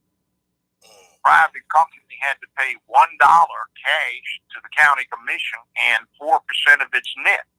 Its net for 1994 was not quite $95 million. That's a lot of money. The next year, it went up to $112 million net. The last I checked, and this has been 12 years ago, the net of the company that now is in Texas that does it for Shelby County, that's where Memphis is, they reported a net of almost $150 million. Wow. So the county could certainly use that, but they gave it up to private enterprise, and it has no interest in reducing crime. No. Now, how does that deal with the southern border? This process of cutting back reduction of labor units, where you cause the units themselves to be of wrong worldview, wrong attitude, wrong way of carrying self, improperly educated or inadequately educated, with no skills, no trades, no vocational training, no work ethic.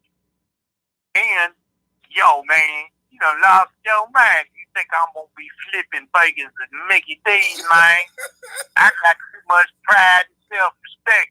Man, my hoes take good care of me, man. That's the truth. That's the attitude. So that leaves a vacuum in the labor market, which is filled by the illegal immigrants, which brings us to the southern border. See, I find it interesting that the left is so in favor of an open border, it hurts that group they're supposed to be interested in. In other words, we just love our black people. Yes. Or is it African Americans still these days? So you have programs in effect. You've taken the men out of the family situation in the black communities. You've encouraged female head of household, volitional head of household who wanted to be single female head of household from the jump. And you have no man training, and you have no understanding of the need for education. See, men understand this because we've always been mindful of the need to prepare the boys to be hunters, warriors, artisans, farmers, or whatever in the hell they happen to be when they grow up.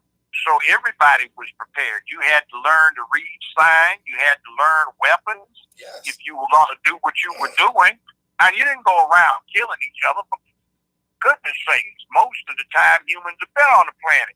If you were a man, you had a weapon in hand. Mm-hmm. But now you have these boys who have not undergone man training, who don't know how to deal with bullies, because it's something that we should protect them from. The parents, the teachers, and the police should protect them so they don't have to worry about bullies. Well, the reputation of that is the McFly in Back to the Future. You remember the movie? He goes back in the DeLorean time machine and talks his dad into standing up to this bully who, when he left it, was still bullying him. Dad knocks the dude out. Yeah. And when he comes back, the dude works for Dad. Right. Because people, that's like anything. People gravitate to the path of least reaction. And if you're a strong man, most people won't mess with you. Most people, it's easier to go ahead and mess with the sissy or mess with the weak guy. But I do have one question for you from the chat room. Ask Judge, what will happen if Trump is impeached? He won't be. There it is. And another question. Why is there such a big Well, let me put it this way. He might be impeached, but an impeachment is like an indictment. That doesn't mean you're going to get convicted. And guess who tries the case? The U.S. Senate. And do you think this U.S. Senate is going to have 2/3 of its members voting to convict Trump? No, absolutely not. Do you know how many successful impeachments there have been of any level official in the history of the United States? I don't know. 4. Just 4? In 240 years, there have been just 4. Wow. See, Johnson, who succeeded Abraham Lincoln, was impeached by the House, but the Senate wouldn't convict him.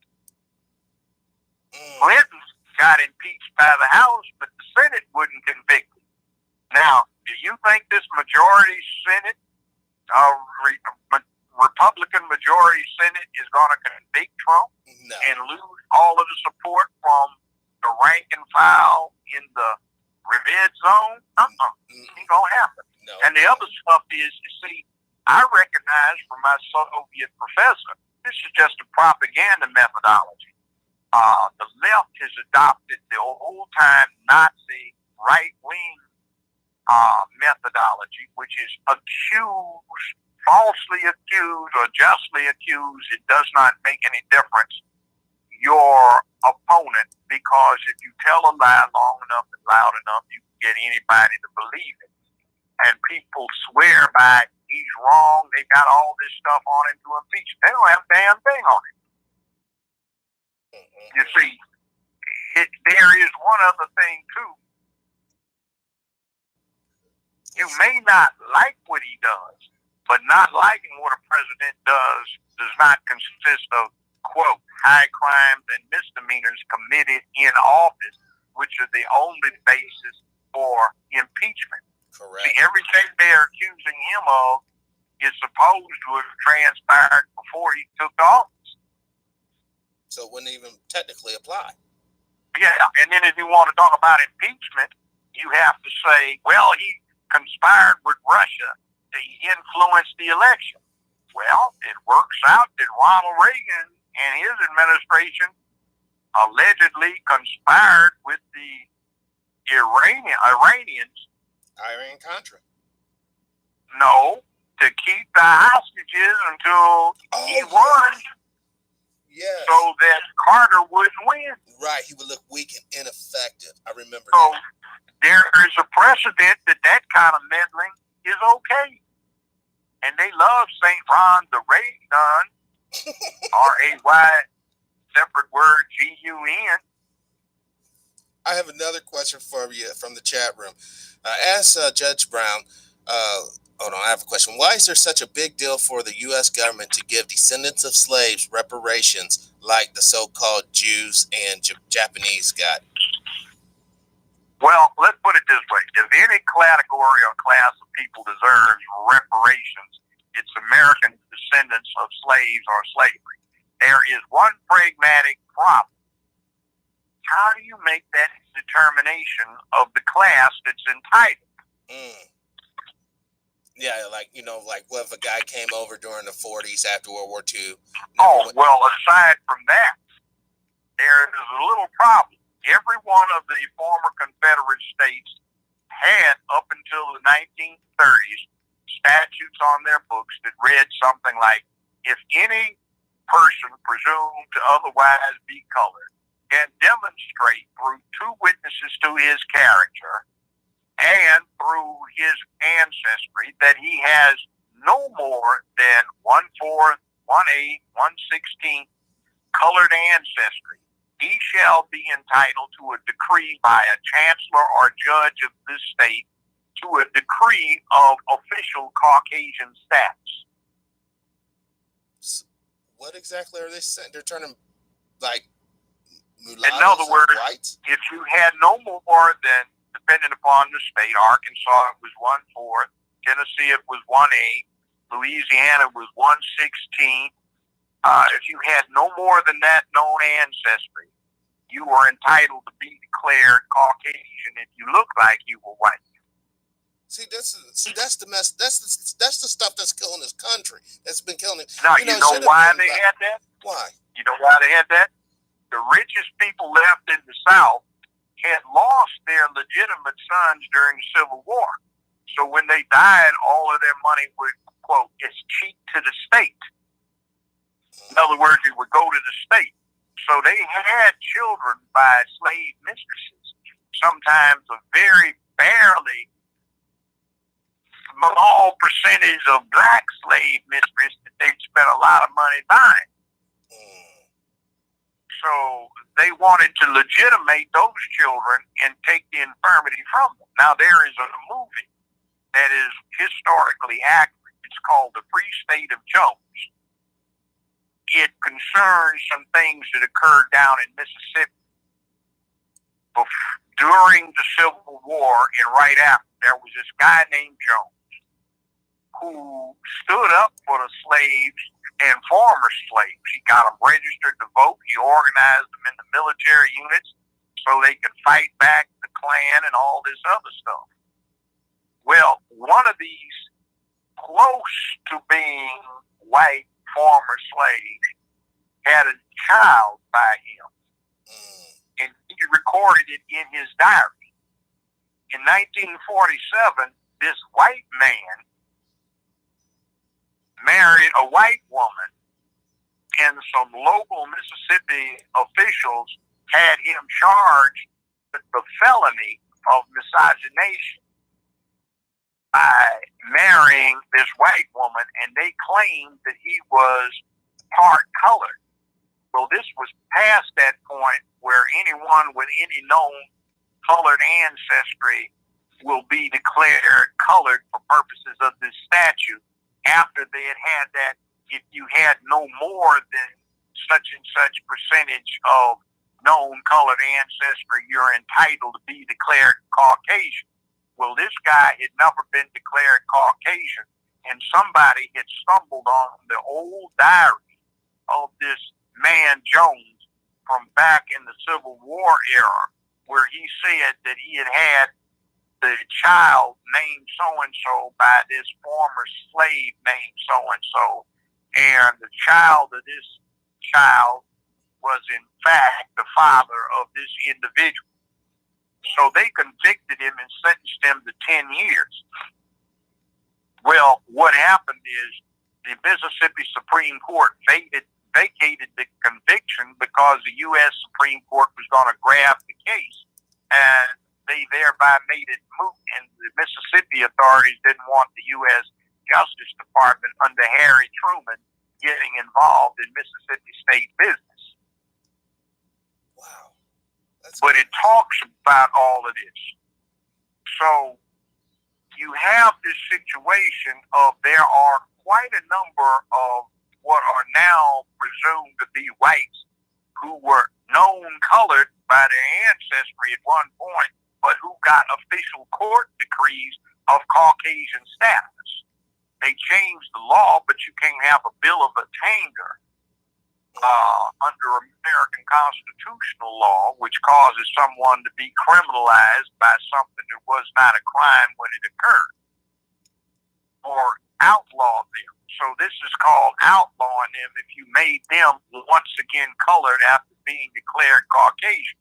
So the statute's read, any person not heretofore declared Caucasian under the predecessor to the immediate status of statute will be considered colored if they have any known colored ancestry. Right. Then a few years later, it said anyone not Caucasian with any known colored ancestry, etc. Then it said any person with any known colored ancestry will be declared colored for purposes of this statute, or considered colored for purposes of this statute. So you have a lot of white folk that have as much black ancestry in them as those who did not get declared white and who were here with ancestors through their ancestors from the slavery times to Reconstruction to Jim Crow to segregation. There is argument under reparations that the discrimination they suffered during segregation would qualify. And they are more interested in doing that because that would let more people in. Now, people like Barack Obama or Kamala Harris would qualify. Maybe that's why they weren't interested in pushing it, because of the political disclosure that would come up with. But then again, if you get your DNA done, you might find that your local next door white neighbor is in fact got as much black in them or African in them as you do. Exactly. Or somebody you think is homeboy has more white in them than the person you think is white. Yeah, like Snoop Dogg. I got one more question before we go. There's time here, but this is from Kiki. Ask Judge about Black Boule and the role of celebrities such as Oprah and the Obamas, Jay-Z, and Beyonce have in the agenda of regular black people's demise. They're selfish. They are selfish. How many real men and women have died for a cause? For a whole bunch of them. Yes, a lot. Give me liberty or give me death. I regret that I have but one life to give for my country. All of the black soldiers in the Union Army who charged the Confederates and were slaughtered, but they did it because they were fighting for the freedom of their kinfolk who were still held in slavery. All right?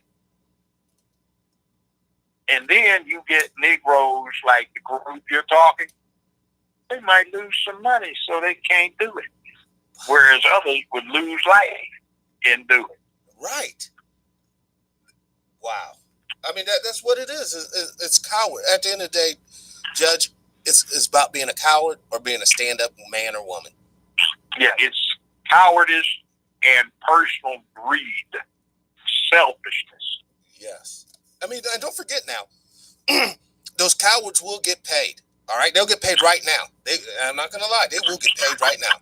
But the person that stands up for it, even if they go down, in the end, they will be validated. Because this evil don't go that far. Okay, another thing. Gloria Allred, a public enemy. She's a white lesbian lawyer. She and her white lesbian daughter, also lawyer, have counseled with, agitated with, K-hold, and enthused most of these women who've come forward under hashtag #MeToo auspices to make their complaints. They have taken bisexual women who have slowly become more lesbian than bisexual and convinced them that all of their problems are due to some men. Gloria Allred was behind the Bill Cosby thing. She's behind a lot of the current stuff. And she agitates to get things done, supposedly, for the good of women, but with no concern for the truth, because as she told me face to face at an Emmy party when she'd been drinking wine, that she found it a good method to make money by coercing settlements, which is unethical for attorneys to do that. Wow. And guess what Cosby's situation was? What? He had put in a legitimate bid with the financial backing to get control of NBC. Yes. A real man with a PhD who was not going to do this shuck and buck dancing, get the audience crying by downing a black man, Oprah Winfrey type stuff, who actually didn't do it. The person that was doing it was named Roger King, a straight white man, who died suddenly of a heart attack and left her floundering. He discovered her and Phil. Oprah didn't discover Phil. Roger King did. He ran the unit I was in. But anyway, for CBS. They brought him in to add some sanity to the mess that was going on. But you see, that woman that was his accuser in the case he was most recently convicted in, she used to be into basketball. She wanted to be a coach, and she was pretty. Now she looks like a man. But take that into context. What is the Sister Williams? Not the tennis player, but the standout female basketball player who said she had to leave the WNBA because 99% of the women involved were lesbian, and she couldn't stand it anymore. See, that woman who complained against Cosby was one of those, but nobody talked about it. Quite frankly, what did she do? Went over to his place 17 times after he supposedly did that to her, and called him 3 or 4 times on Valentine's Day? No. She did it because she was seeking what she got. She was gold digging and seeking advantage for sex. Right. Classic. But she didn't get as far as she thought she should, and Gloria Allred convinced her that you got work, honey. You need to take the SOB down. And by the way, I think his conviction ought to be set aside, and justice would have demanded that he be released on bond until his appellate process was completed. First off, I'm sorry. The DA's office granted him immunity. That caused the civil judge to say, you are hereby compelled to answer these interrogatories and give this deposition. Ordinarily, under the Fifth Amendment, when they are pending criminal charges, you cannot lawfully compel a person to make a statement against his interest. Right. If there is a civil matter and no criminal matter, he can be compelled to give evidence against himself. Now, once one DA who was head of the office gave that assurance that was relied upon by the civil court and the civil defendant, that is Cosby, you can't have another DA coming in and revoking the office's representation upon which Cosby and his legal team relied and saying, oh, now we changed our mind. We're going to take it now that you've been induced to give a statement against your interest and use it as part of the evidence in chief. And then we're going to bring in a woman from 49 years ago to say you did the same thing to her back in the day when there was a sexual revolution, and having sex with somebody was about as casual as dancing with somebody the opposite sex at a house party that you already knew. When the phrase, and this is the cute one, it was called sex, drugs, and rock and roll, or celebrity, or baseball, or basketball, or football. That's what she did. She got high, she had sex, and she regretted it, and now she's making money.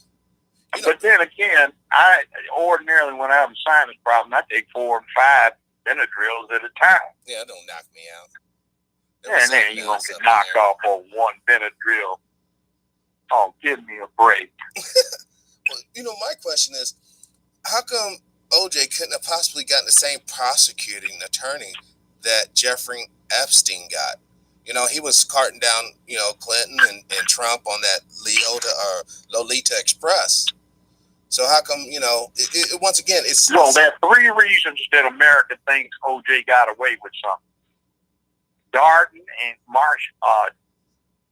Marsha Clark. Right. And what do you think of Nancy Grace? Oh, this is a horrible person. Okay, now, do you realize that Nancy Grace's first job was reporting on the OJ trial? Really?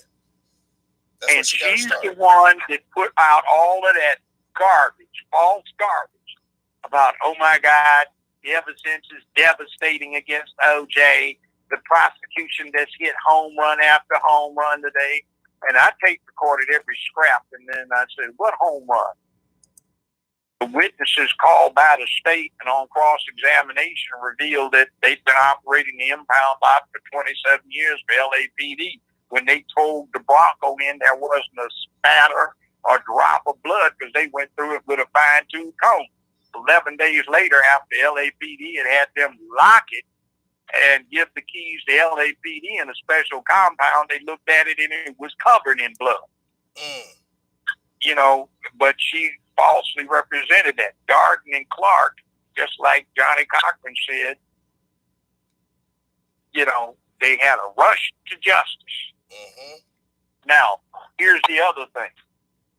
I know Cochran. I've known him since 1966. He's an alumni of UCLA, just like me. He told me to my face, he said, what I did is I made sure that we got it transferred to one of the 13 LA County divisions where we could get some black people on the jury.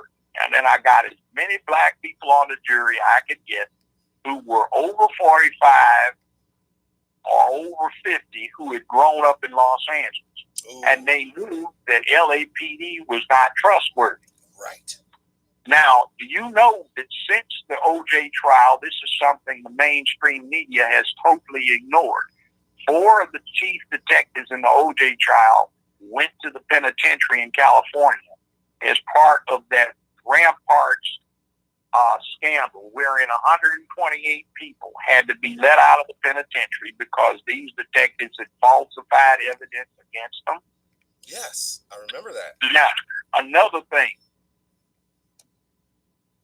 They have had so many thefts of property when LAPD has come in and investigated in the homes of rich people that they have a security squad that comes in and videos the premises before a crime scene is allowed in. During the trial and during final argument with a split screen, Cochran pointed out that admitted into evidence was a video by the security squad. At 1:14 a.m., they show you the foot of the bed. No bloody socks. About 10 minutes later, audio reveals this. Excuse me, sir, who are you? You can hear some. Detective Furman, you have to leave. Sir, we don't care whether you are the first detective on the scene. You have to leave the house, sir. All right. About 5 minutes later, Detective Furman, I thought we told you you had to leave the house, sir. Well, sir, that makes no difference. And then they pan the camera up. Guess where you see Furman? Foot of the bed. Standing at the foot of the bed. And then they escort him out of the house. Well, half hour later, when crime scene goes through, guess what you see? Right where Furman was standing, right where at 1:14 a.m. there were no bloody socks, there are now bloody socks at the foot of the bed. So in other words, somebody planted some evidence. The DNA evidence, it was interesting. They had 3 people testify, and the prosecution was so lackadaisical they didn't even check out who they had as their witness. Well, one of the witnesses had the other 2 as students, and he indicated they were not good students, and they had earned a C, which for graduate work was failing. So as a courtesy, he gave them B-. But he said, based on his analysis, that the DNA was not OJ's. It was someone who had a similar background. And he indicated that person's background was typically from the northeast Mediterranean area, or this is interesting, from Sicily. He testified that probably 95,000 people in the LA County area would have left a similar DNA profile. But that was not OJ's, because OJ's looks like this, which is not identical to this. So the part about Sicily came into play when we talked to two absent witnesses testifying remotely who were shadowed with voice disguising devices they were speaking through. And they indicated they were organized crime figures in a federal witness protection program, and they understood that Nicole was killed because it was a warning to them since they were dating two of Nicole's sisters. Now, see, OJ's first wife came in and testified he'd never raised a hand to her. But several witnesses said they had witnessed OJ walking in and catching Nicole having sex on a couch in the living room. His reaction was, what the hell is wrong with you? The kids might catch you. Please deal with somebody that's got the money to have his own place, or if you need it and you don't spend it on drugs, get it from me. Don't do this where the kids can catch you. Wow. And the other thing is a very close and personal friend of mine over the last 50 years who wound up being an executive on my show, has another life when it's in martial arts. And the state of California called him as a witness. Tentatively, but they wouldn't put him on the stand because he said, OJ didn't kill these people. It took at least two people to come off with this kind of knife attack. And look at the blood. You got two sets of footprints in here. One, somebody's got a size 9 shoe, and the other person got a size 10 and a half, and OJ wears a size 12. Wow. And the two people got killed by the same stroke. Puncture stroke in the upper aorta that also took out the top two chambers of the heart, going from the right to left, indicating it was a left-handed assailant. And then they had their throats slit from ear to ear. And I saw the pictures in the evidence room. They had throats slit from ear to ear. Somebody took some pliers, reached in, and pulled their tongues out the slit throats. That's called a Colombian necktie. And that wasn't OJ, because one characteristic of a knife killing for a layman is they stab the person, nothing happens. They stab the person again, nothing happens. They may have already killed them, but the mechanism of death or disablement is they have a drop in blood pressure down to the point they faint. So they stab them. What does this do? Superman, ain't nothing happens. So they keep stabbing them.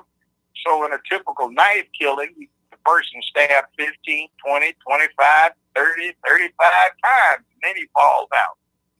This was just one stroke with a cut throat. You know what killed me, though, Judge, was when you said there was a Sicilian aspect to this thing. And who kills people with a necktie deal? That's the mob. And we all know Sicilian has some of the hardest mobsters in the world. Exactly. So, I mean, see, that's what Nancy Grace said. There's no way OJ can beat this. See, she was trying to cement her position in Hollywood. She was a rookie, and this lying sleaze lied to us, and everybody forgot who it was that told them all this that OJ had done wrong that he really hadn't. Wow.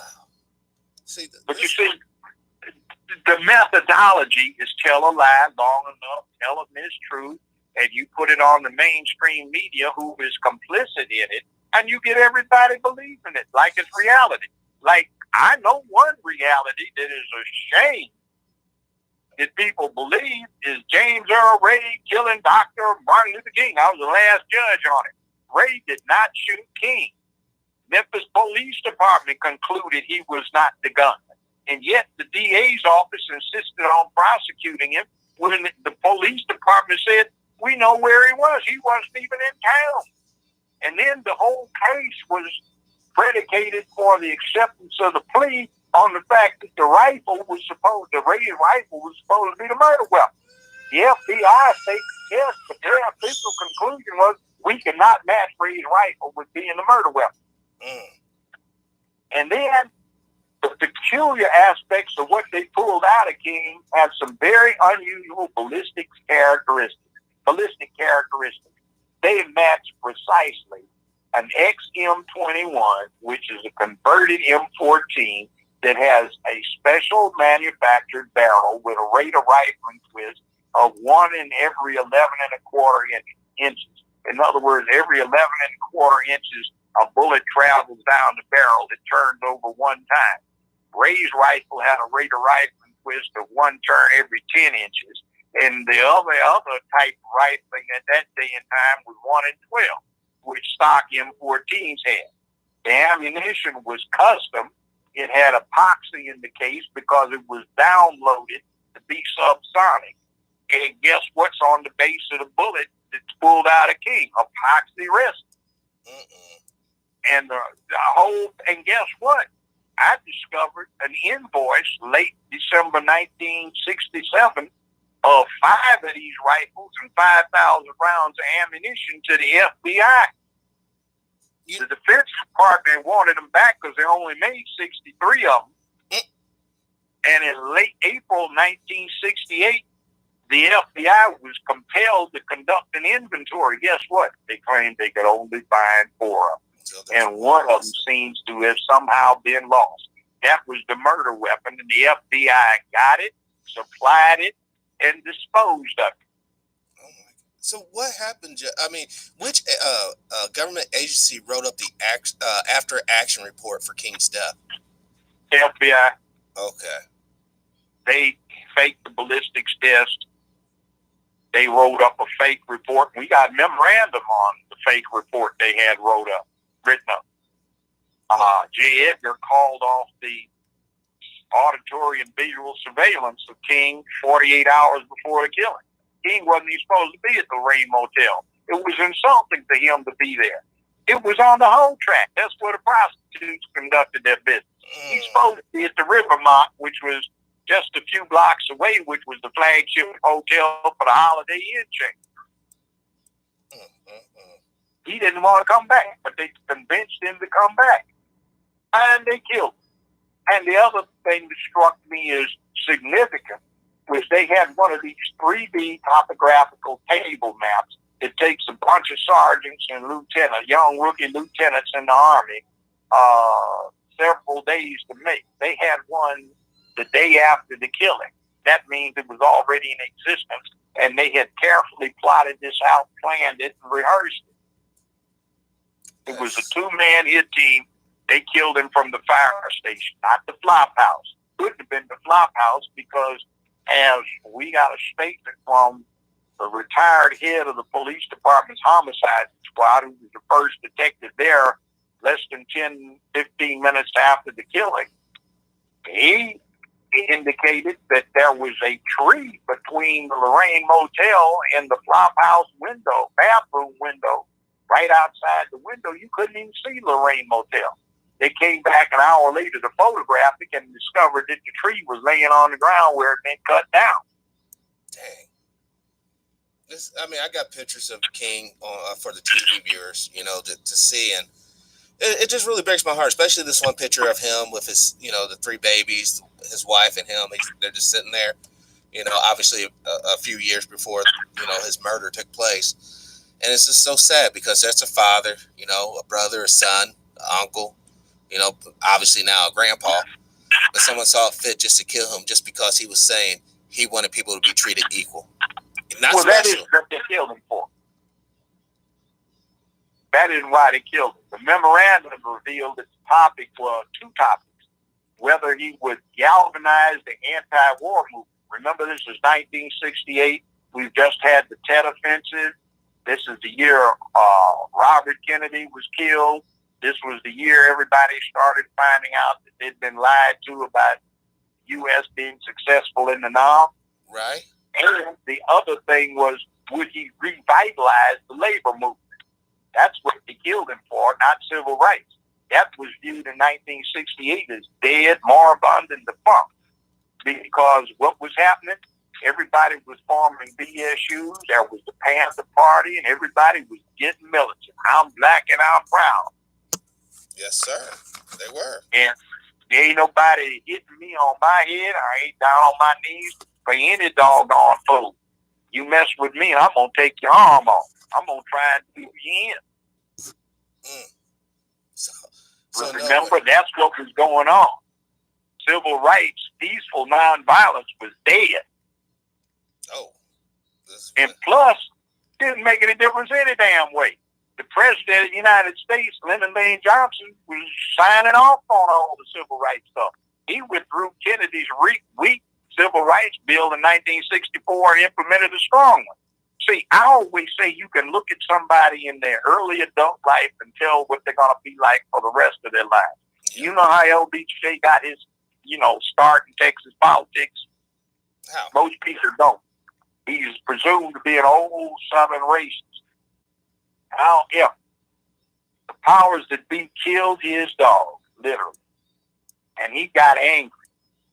So what he had been doing, and check this out, he had set up a free school where he was teaching Mexicans and blacks how to read and write. Wow. So what he did is he registered them to vote and got pickup trucks and took them to the polls to vote. And that's how he got his first political office. I never heard that story before. Never have. So when he became president, he gave his first State of the Union address. Everybody was panicked. Oh my God, we got a Southern racist and he's going to set civil rights back. He said, let me tell you people, he said, I'm going to surprise some. When I represented the district in Texas, I represented them as best I could. When I represented the congressional district in Texas, I represented my constituents as best I could. My policies as a congressional representative were different than they were as a state representative. When I became senator for the state of Texas, my representation was commensurate, and I represented all the people of Texas, not just my congressional district. Right. Now that I'm president of the United States of America, I intend to represent all of the people of the United States, and I assure some of those who are listening to this that they will be shocked and displeased by my policies that will no longer be as they once appeared to be. And the first thing he did was withdrew the Civil Rights Act. He said it was too weak, and you know how he got it passed? He made it a military bill. The preamble to the 64 Civil Rights Act says, whereas the United States of America is engaged in a life or death struggle against forces of communism and totalitarianism, and whereas the troops of the United States military are its first line of defense, and whereas morale, etc., whereas law enforcement is the law integrated, whereas base commanders do not have control over local residents and their practices, be it resolved that for the defense of the United States of America, this civil rights bill is necessary and appropriate. And he went around with his Southern colleagues saying, I told you that you going to be able to jump on these niggers last time, not this time. These niggers going to get what's promised to them. And if you don't, I'm going to sit there and take you out because I'm going to make you look like a commie-loving SOB. And he was like almost 6'5", and he used to lean on people and thump them hard in the chest to get the point across. Yeah, he looks like a big, burly person. And he got a black son. He has a black son? Yes, I met him. And he got a white one by Marie Brown. I met Marie Brown, her son, and the black son. The black son was born in 1966 to a White House secretary. And Marie Brown's son was born in 1965. Marie Brown you always see in pictures of LBJ. You'll see Lady Bird standing to his left next to him, and in the stands, or row up and to his right will be Marie Brown. Yeah, Melinda Brown. Got a picture of her up here on the screen. Marie Brown, not Linda Brown. Oh, Marie? Yeah, Marie. Okay. I met her, talked to her on several occasions over the years. And I met the black one. He looks just like LBJ with a little touch of coffee. And the white one looked just exactly like LBJ. Both of them had big ears, everything else. So that's amazing. I mean, it's appropriate. It's like Black History Month, so. Well, let's get to another thing. I'm a grandfather. I tell you, being a grandfather alters your perspective on life. Now, when McCain was running against Barack Obama, McCain had several black grandchildren through his obviously ain't no high yellow, ain't no paperback brown, but obviously black daughter-in-law. And he doted on these grandchildren. So his grandchildren look more black than Barack Obama. So that meant that somebody who was a candidate for president was passing his legacy on to some black folks. Damn. Where did his black daughter-in-law come from? United States Navy, where she met his son, who was United States Navy, where he had been United States Navy, and his father had been 4-star Admiral, United States Navy.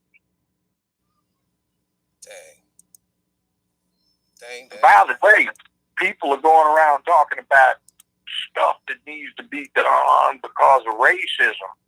One of my pet peeves is they've got a nuclear aircraft carrier that's got 5,000 U.S. Navy personnel on board, a very high percentage of whom are black, and the name of that aircraft carrier is John B. Stennis, one of the worst bigots and racists in American history.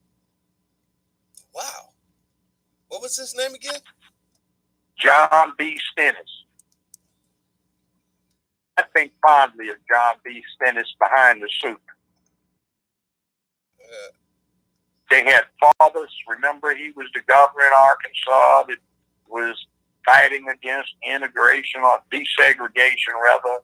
John B. Stennis, who was senator from Mississippi, who was anti-ending segregation, and George Wallace in the wheelchair and all of that, right? Right.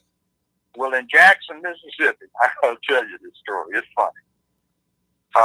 I dated a woman named Nettie Stowers that Oprah Winfrey used to work for back in 1973 when Oprah was just getting out of Tennessee State. Nettie Stowers had a talk TV show at WSM TV in Nashville, Tennessee. Well, we went to visit her family down in Jackson, Mississippi. So she hooked me up with her brother, who was working part-time as a waiter at this big hotel. And he had me come down to the kitchen for the soup ceremony. I'm trying to say, what's wrong with all these open-top Negroes doting on these white racist fathers and, Stennis and all of this bunch, and Wallace scooting around in his wheelchair and all this mess. Well, his old brother said, it's our privilege to serve these gentlemen. So it's now time to partake of the soup ceremony. Everybody pulled his dick out and pissed in the vat of soup. I said, damn. So they stirred it up, kept it bubbling a little bit longer, and then they put it in these cauldrons, and the old brother invited me to go stand behind the curtain, behind the head dais. All right? And I listened to him, Bob, son. I'm so privileged to serve you our favorite soup. Yeah, Billy, we sure like this here. I like it. Say, here's a quarter for your trouble. Well, son, you always been so generous. You such a friend out. If you need some more, we won't tell the right because of that sodium. We know how you gentlemen like it. And I brought plenty extra up here. Well, Billy, we sure enough like extra potions of this soup. Everybody brag how good this soup is here. I'm stuffing napkins in my mouth to keep from busting out laughing.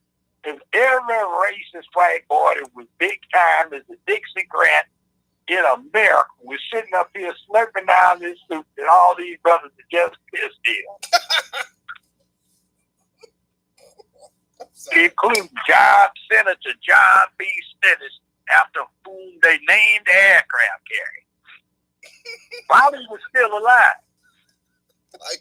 Normally they do that posthumously. Yeah, I know. That's the new Republican thing. They name ships after people live.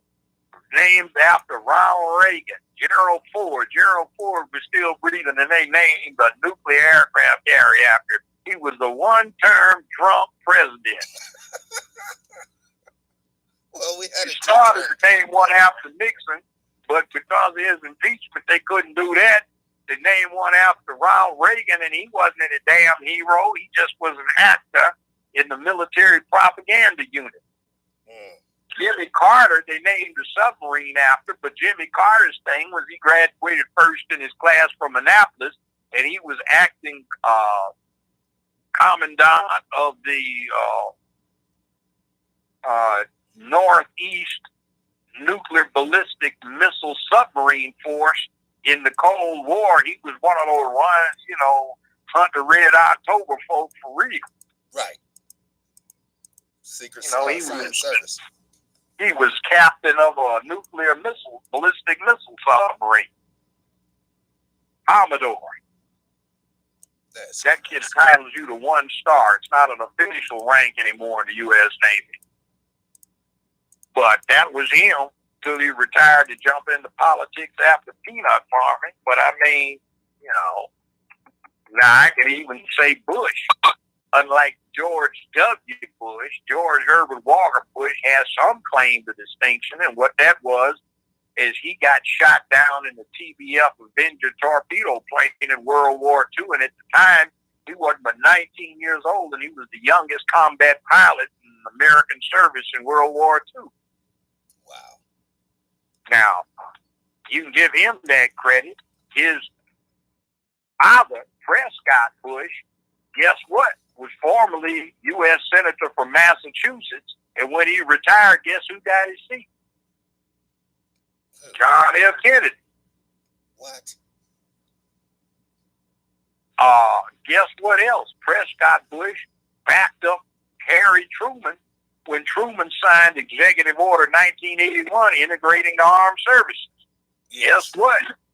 Prescott Bush backed up Harry Truman when Harry Truman became the first U.S. president to visit an NAACP convention and got in a whole lot of trouble by saying he saw no earthly reason why a Negro citizen of the United States should be treated any different than a white citizen. Yeah. And guess what? One of the reasons Prescott and Truman went along with 1981? Why? Because the 332nd Airmen had won the newly instituted fighter competition for the U.S. Army Air Force in 1946. They won again in 1947 and again in 1948. And Truman said, you said these colored boys can't fight, then how come they just whipped your behind 2 years running in the fighter competition? And I find it disgraceful that they couldn't be awarded their awards in these casinos in Nevada, Reno casinos, because they weren't admitted in there. So he brought them to the White House and gave them their trophy. Huh. By the way, more black history. This has not been published. Do you know what the leading fighter group in the last 9 months of World War II in Europe was now officially? Who? The Tuskegee Airmen. Tuskegee, yes. Do you know who the now officially second highest scored U.S. Army Air Force ace in Europe in World War II is? Who? It's former captain, professor emeritus, retired from New York University, Roscoe Brown. See, what they did is when the wall fell between in East Germany, and they got a hold of the Luftwaffe records, which were kept in East Berlin, they analyzed them by computer. So a lot of folks that white aces claimed to shot down were disallowed when it showed that they returned to base and kept flying. Wow. Yeah, a lot of those that weren't credited were reported by the German authorities and having been shot down by a red-tailed Mustang. The 332nd that they identified, the African unit. So when they confirmed all of these kills that they had denied, that boosted the 332nd to the highest-scoring U.S. Army Air Force unit the last 9 months of World War II, and boosted Roscoe Brown to the second highest-scoring U.S. Air Force, U.S. Army Air Force ace. Oh my God! I got a picture of him, Dr. Brown. His looks like a Mustang that he's standing on. 37. That's the number on the side of it. But 7. His was 7. 7. Yeah. Also, Benjamin Davis Jr.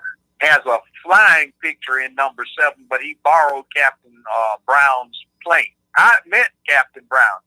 He is a jovial, joking guy who, when I last saw him, he was in his late 80s. He was still running in the New York Marathon. Wow. I'll tell you an interesting story about it. They had me speak to a group in Harlem, a bunch of, wannabe thugs and all this other stuff. So I said, y'all think you're bad. There's one gentleman president here who is now officially killed 23 people, which is the official count, because some of these were two-place planes. Said, who is, so you wouldn't recognize the gentleman. He wears a suit and tie every day.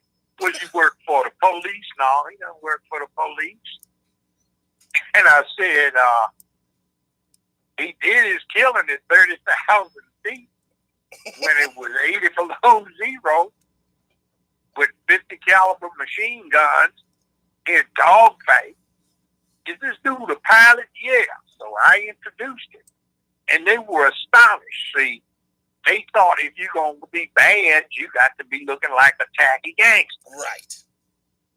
So when they see the brother in his tailor-made suits looking dapper and neat, speaking well, and a professor, what can you say? Ain't nobody he's officially killed 23 people. These fools talking about drive-by, he's talking about straight up fly-by. Yeah. Out. And he did it for a noble reason. He didn't do it to push more drugs and prostitution. He did it so that me and you, sir, may have a shot to have a broadcast today where we could talk openly. Now, I'm not saying that we're free and all that good stuff, but I'm saying that we at least do not have the thumb on our necks because of men and women like Captain Brown. Yeah. And this is something that people talk about these old brothers. My old man, now deceased, he was a sergeant. He got a Silver Star at the Bulge by Stone, And they weren't giving those things away to black folk. He was in the Red Ball Express. But, Patton had them folks, get out their damn trucks, pick up some M1s and some carbines, and you got to fight. Yeah. But Judge, let me ask you, though. What if these gentlemen that we were talking about right now, they were too busy wanting to put on pantyhose, or they were too busy wanting to put on lipstick to be bothered with that fighting, that toxic male masculine activity called war? Well, yeah, and you know what I got to say about that? They're parasites because they're relying on men to make it all right for them to have the license, not freedom of liberty, but indulged in liberty to do what they're doing, and I can't be bothered. Yeah. I give them a test. I give them a test to find out what they're really about. How? I'll say, let's assume that it's about 500 years ago, 1,000 years ago, 5,000 years ago, and you're walking down a jungle or a forest trail. You've been out, you killed an antelope. Oh my God, how nasty! Well, you had to eat it. You couldn't go to a supermarket to order it. So you come around a curve or a bend in the trail, and you become aware of a hostile war party about to fall on your village and kill you. There's nobody looking. Nobody knows you are there. Do you sneak away? Do you sound the alarm? Do you sound the alarm and attack from the rear, even if it means your death? What do? I run. No, you do number 3. Do number 3. You sound the alarm, you scream as loud as you can, and you proceed to attack the people, so that will give your people time to group up, even though you'll probably die, and counterattack them as they're focusing on you.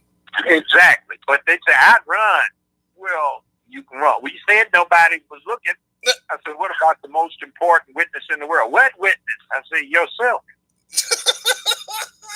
Well, you're going to run. You're too much of a guy. They don't care about self.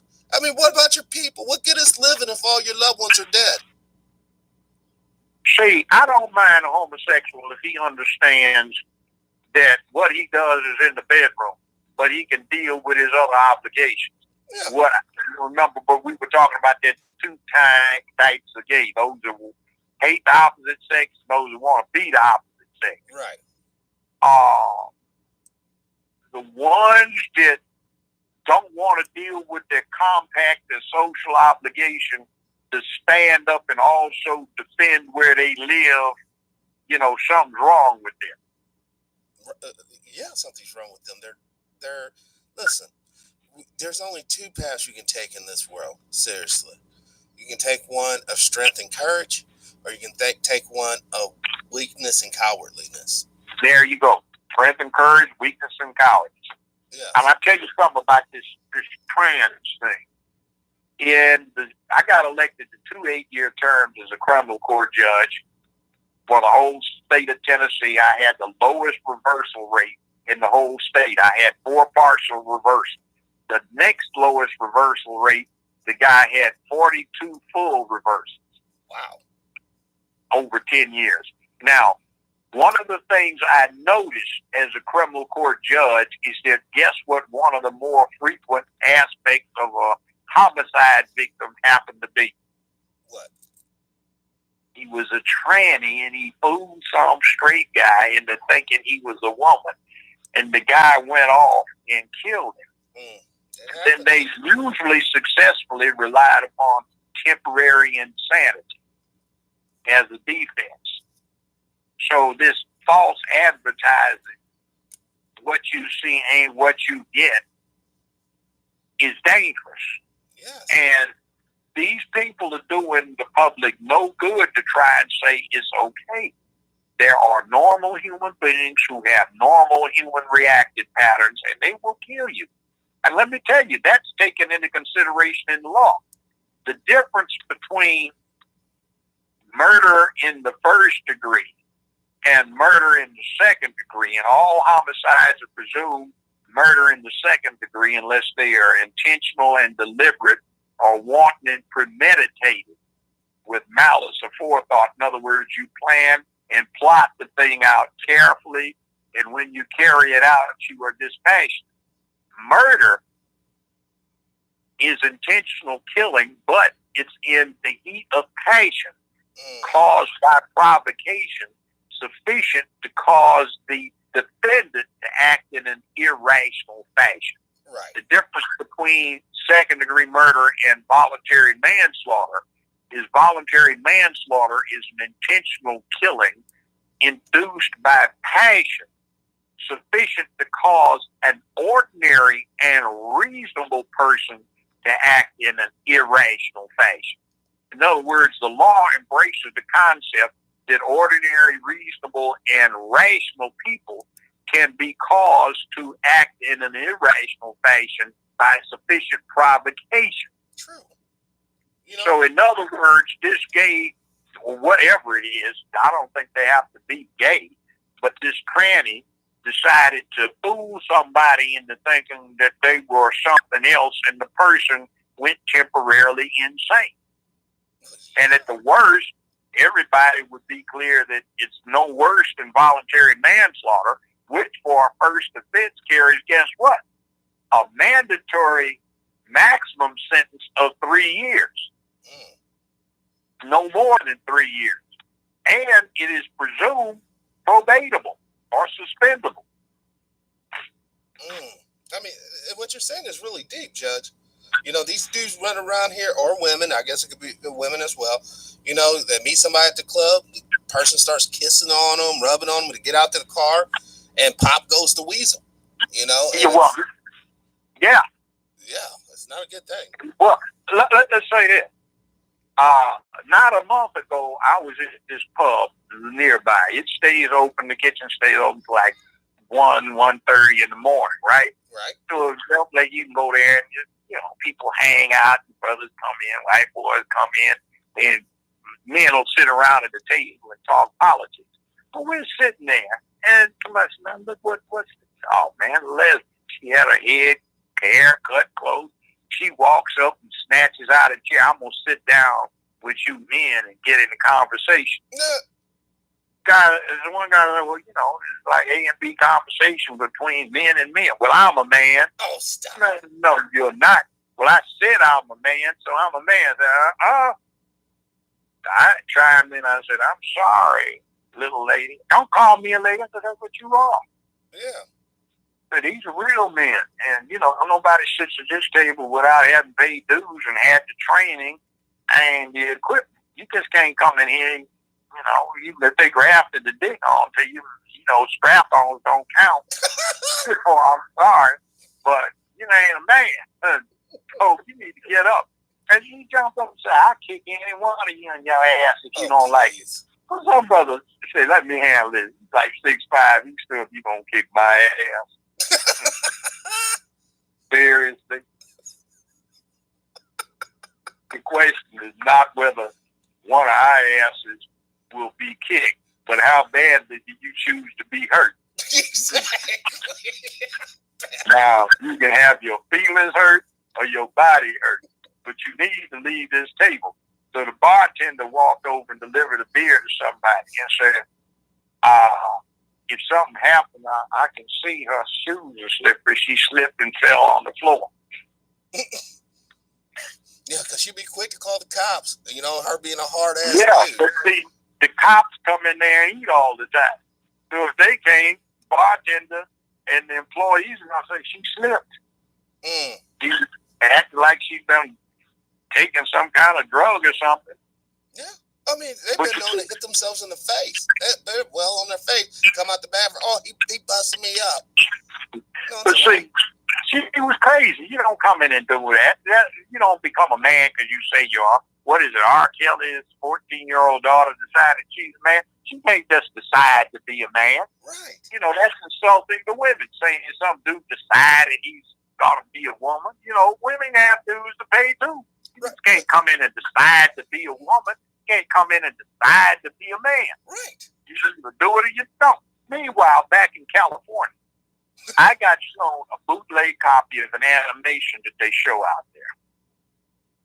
Some parents got it from a teacher. And what the animation basically does is it says, "My big brother likes to dance. My big brother likes to go to clubs and dance. My big brother likes to dress up like a girl and go to clubs and dance. My big brother likes to dress up like a girl, go to clubs and dance, and fool other boys into thinking he's a girl. My big brother has fun. It's okay." Now, this is what they show to third graders. Wow. So it's okay for you to go out and deceive people at your pleasure, but the next person wants to do that. Oh, he's a misogynist, a racist, or a bigot. You know what? Because this guy, what you just said, Judge, he enjoys getting dressed up like a girl, and it says to fool boys, meaning to deceive. Yeah. And that what turns him on. Okay. So it's cool for him to do that. See, don't you see, once again, gays are more American than Americans. Yeah, now let me tell you where something's going to get the thing. This thing in women's sports. Women have fought long and hard to get sports parity with men. Mm-hmm. They have some full contact sports that I don't think is a wise thing for women because it might damage their unique equipment. But they have it. So these boys who have a self-hate problem and decide that they want to be girls should not be allowed to compete against girls because, one, it's unfair. Whatever their sick minds tell them, they still have men or boys' bodies. Yeah. And two, when they get into stuff like wrestling, some girl just got her jaw broken and 2 ribs broken, which is the second or third woman I've heard had this done to them by some little weird cretin who wants to be a girl but he's a boy and he wants to wrestle as a girl. That's wrong. One of these girls is going to get seriously hurt. Well, they already have been one. Yeah, but I mean, like really seriously hurt where she doesn't wake up from the coma or has to have major surgery. Yeah. Well, yeah. And then this stuff's going to hit them. Well, they want to be a girl. They can be what they want. No, you can't, goddammit. Right. You have DNA, and you either XX or XY. Y or XYY. You can be XXY, which is a strange thing. A lot of Russian competitors had that, and they banned them from the Olympics years ago because it gave them an unfair advantage. But, you know, there are a lot of things you can't do because of physical condition. Mm-hmm. And the other thing, you know, I used to recommend to parents, single parent females who were trying to do right. I said, you need to put your boy in martial arts, and you need to put him in the Boy Scouts. But now that they have openly gay scoutmasters, I don't like that. No. One thing, they're hiding it, but going out and doing flame and putting in bling on a Boy Scoutmaster's uniform and switching and twitching with lipstick on, oh, goodness. Yeah. And now they've admitted girls, and somebody called me to ask me if I wanted to get back to being a scoutmaster, which I'd been for 12 to 15 years, and I said, no way in hell. Besides not being physically up to it right now, there's no way a sane man would put himself in a position where he's the only adult around a bunch of little nubile girls. Right, little freaks. Yeah, one brother that's in this pub thing, he said, you know what you tried to do to me? I said, what? He said, you know, I'm the coach, but I also teach math because I got a master's degree. I said, okay. He said, they wanted me to go to this school and take up a head coaching position. I said, yeah, what happened? He said, it was for the girls' swim team. And there's no way you're going to get a 6'4" brother going in there with some 14 to 18-year-old girls half naked wearing string bikinis, which they say you can't say anything about, and wet down. I am no fool. He knew his limitations. Now, let me tell you another brother that's a coach, a track coach. He said, I got problems with this. I said, I saw you out there when the kids got off the bus to go train out in the park. It's a place called Shelby Forest. And they've got all of these trails that go through the forest. So a couple of years ago, I was out trying to stay in shape, walking or jogging around the trails, and these kids ran by me. It was 2 guys and 3 girls. 2 of the girls had on thong bottoms, and their little butt cheeks undulating around as they ran down the trail. I'm going, what the hell is this crap? Who in official position let these girls dress with their butt cheeks out? Not just the bottom, all of it. They had on G-string bottoms. And these little boys walking along, I could see, you know, like one little 16-year-old kept nudging this guy next to him with his elbow. I said, yeah, it's rough, isn't it? All that good stuff right up in your face, and you get in trouble if you try to do anything with it. There was no reason that should have been allowed. How they can dress like they want to. You know, my answer to that is, you got any money in your pocket? Yeah. It says legal tender, right? So it's legal to have it in your pocket. Yeah, it's legal. Well, just like it's legal maybe to dress like that, if you took a roll of money out and you flashed your bankroll in the wrong part of town, what's going to happen to you? You're going to get hijacked. You know. Well, if you flash the flesh in the wrong place, even though it's your right to do it, you're going to get hijacked. Your booty going to get hijacked. So just like you see a damn fool, you know, exercising your legal right to have a lot of money in your pocket and flash it, it may be your legal right to flash flesh, but you'd be a fool to flash it in the wrong place. You know, at the wrong time. But they want to have us believe that they can go anywhere. No, Judge, I can go with these tight jeans anywhere I want, and you're going to have to control yourself. Like, if that was the case, we wouldn't even need law. We wouldn't need law enforcement. I said I can, but Some people can't. So you're going to trust that everybody's like me? And is that not false that you're supposed to be as strong as men are, relying upon the good graces of all men when some of them come from child mamas who don't know what it is to be an adult, don't know what it is to be a mama, it never taught them, and you call what will protect you toxic masculinity? A friend of mine and I, he's a martial arts, same guy, master, the one I told you that the prosecution called in the OJ trial, were going to call, but didn't put on the stand when he rebutted what they had to say. He and I were in a meeting, and the women were talking about this. He said, look, let me put it this way. If you're worried about guns, yes, the two of us always care. So, but you don't have to worry about guns because we could kill you with our bare hands. There you go. So what are you going to do about that?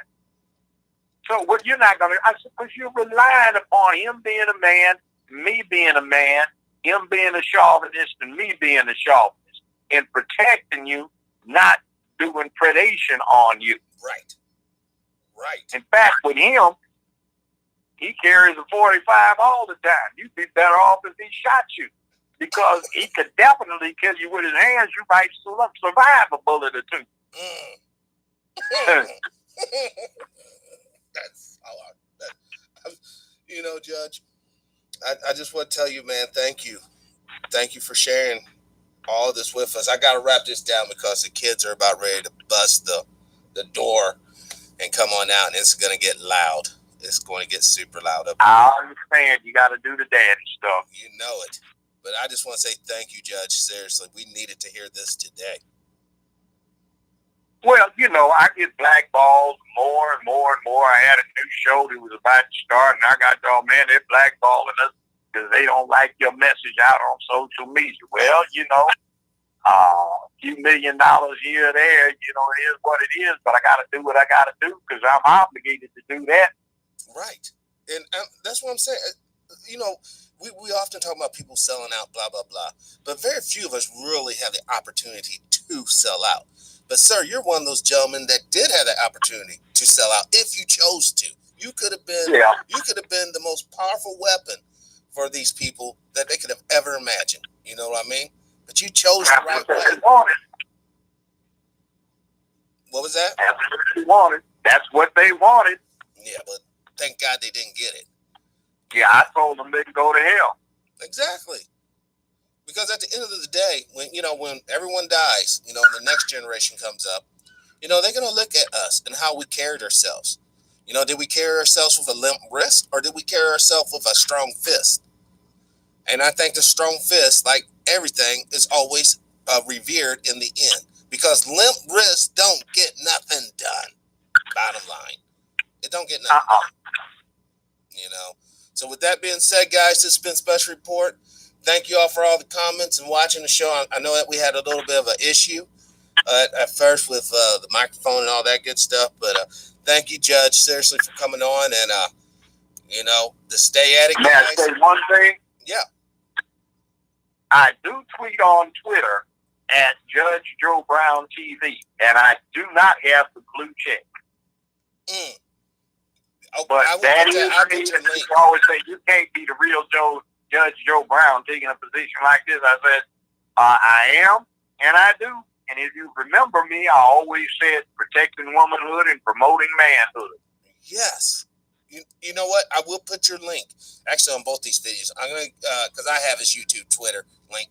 Or not YouTube, but the Twitter link. I'm going to put Judge's Twitter links on both descriptions on these videos. At Judge Joe Brown TV. All right, you got it. All right, brother. Thank you. You're welcome, sir. Peace. All right, guys. That's it. I'm wrapping the show down. Join me in probably an hour or so. I should be on the phone with Roman Light from the Yellow Vest over in France. But it's been a very busy day, man. I wasn't expecting to call a Judge. I forgot the chatter that said, hey, you know, call up Judge, see what he thinks about Venezuela. So I did, and 4 hours later, this is where we're at. So, as always, live your life with integrity, without hate, envy, or greed, and let's try to be kinder to each other.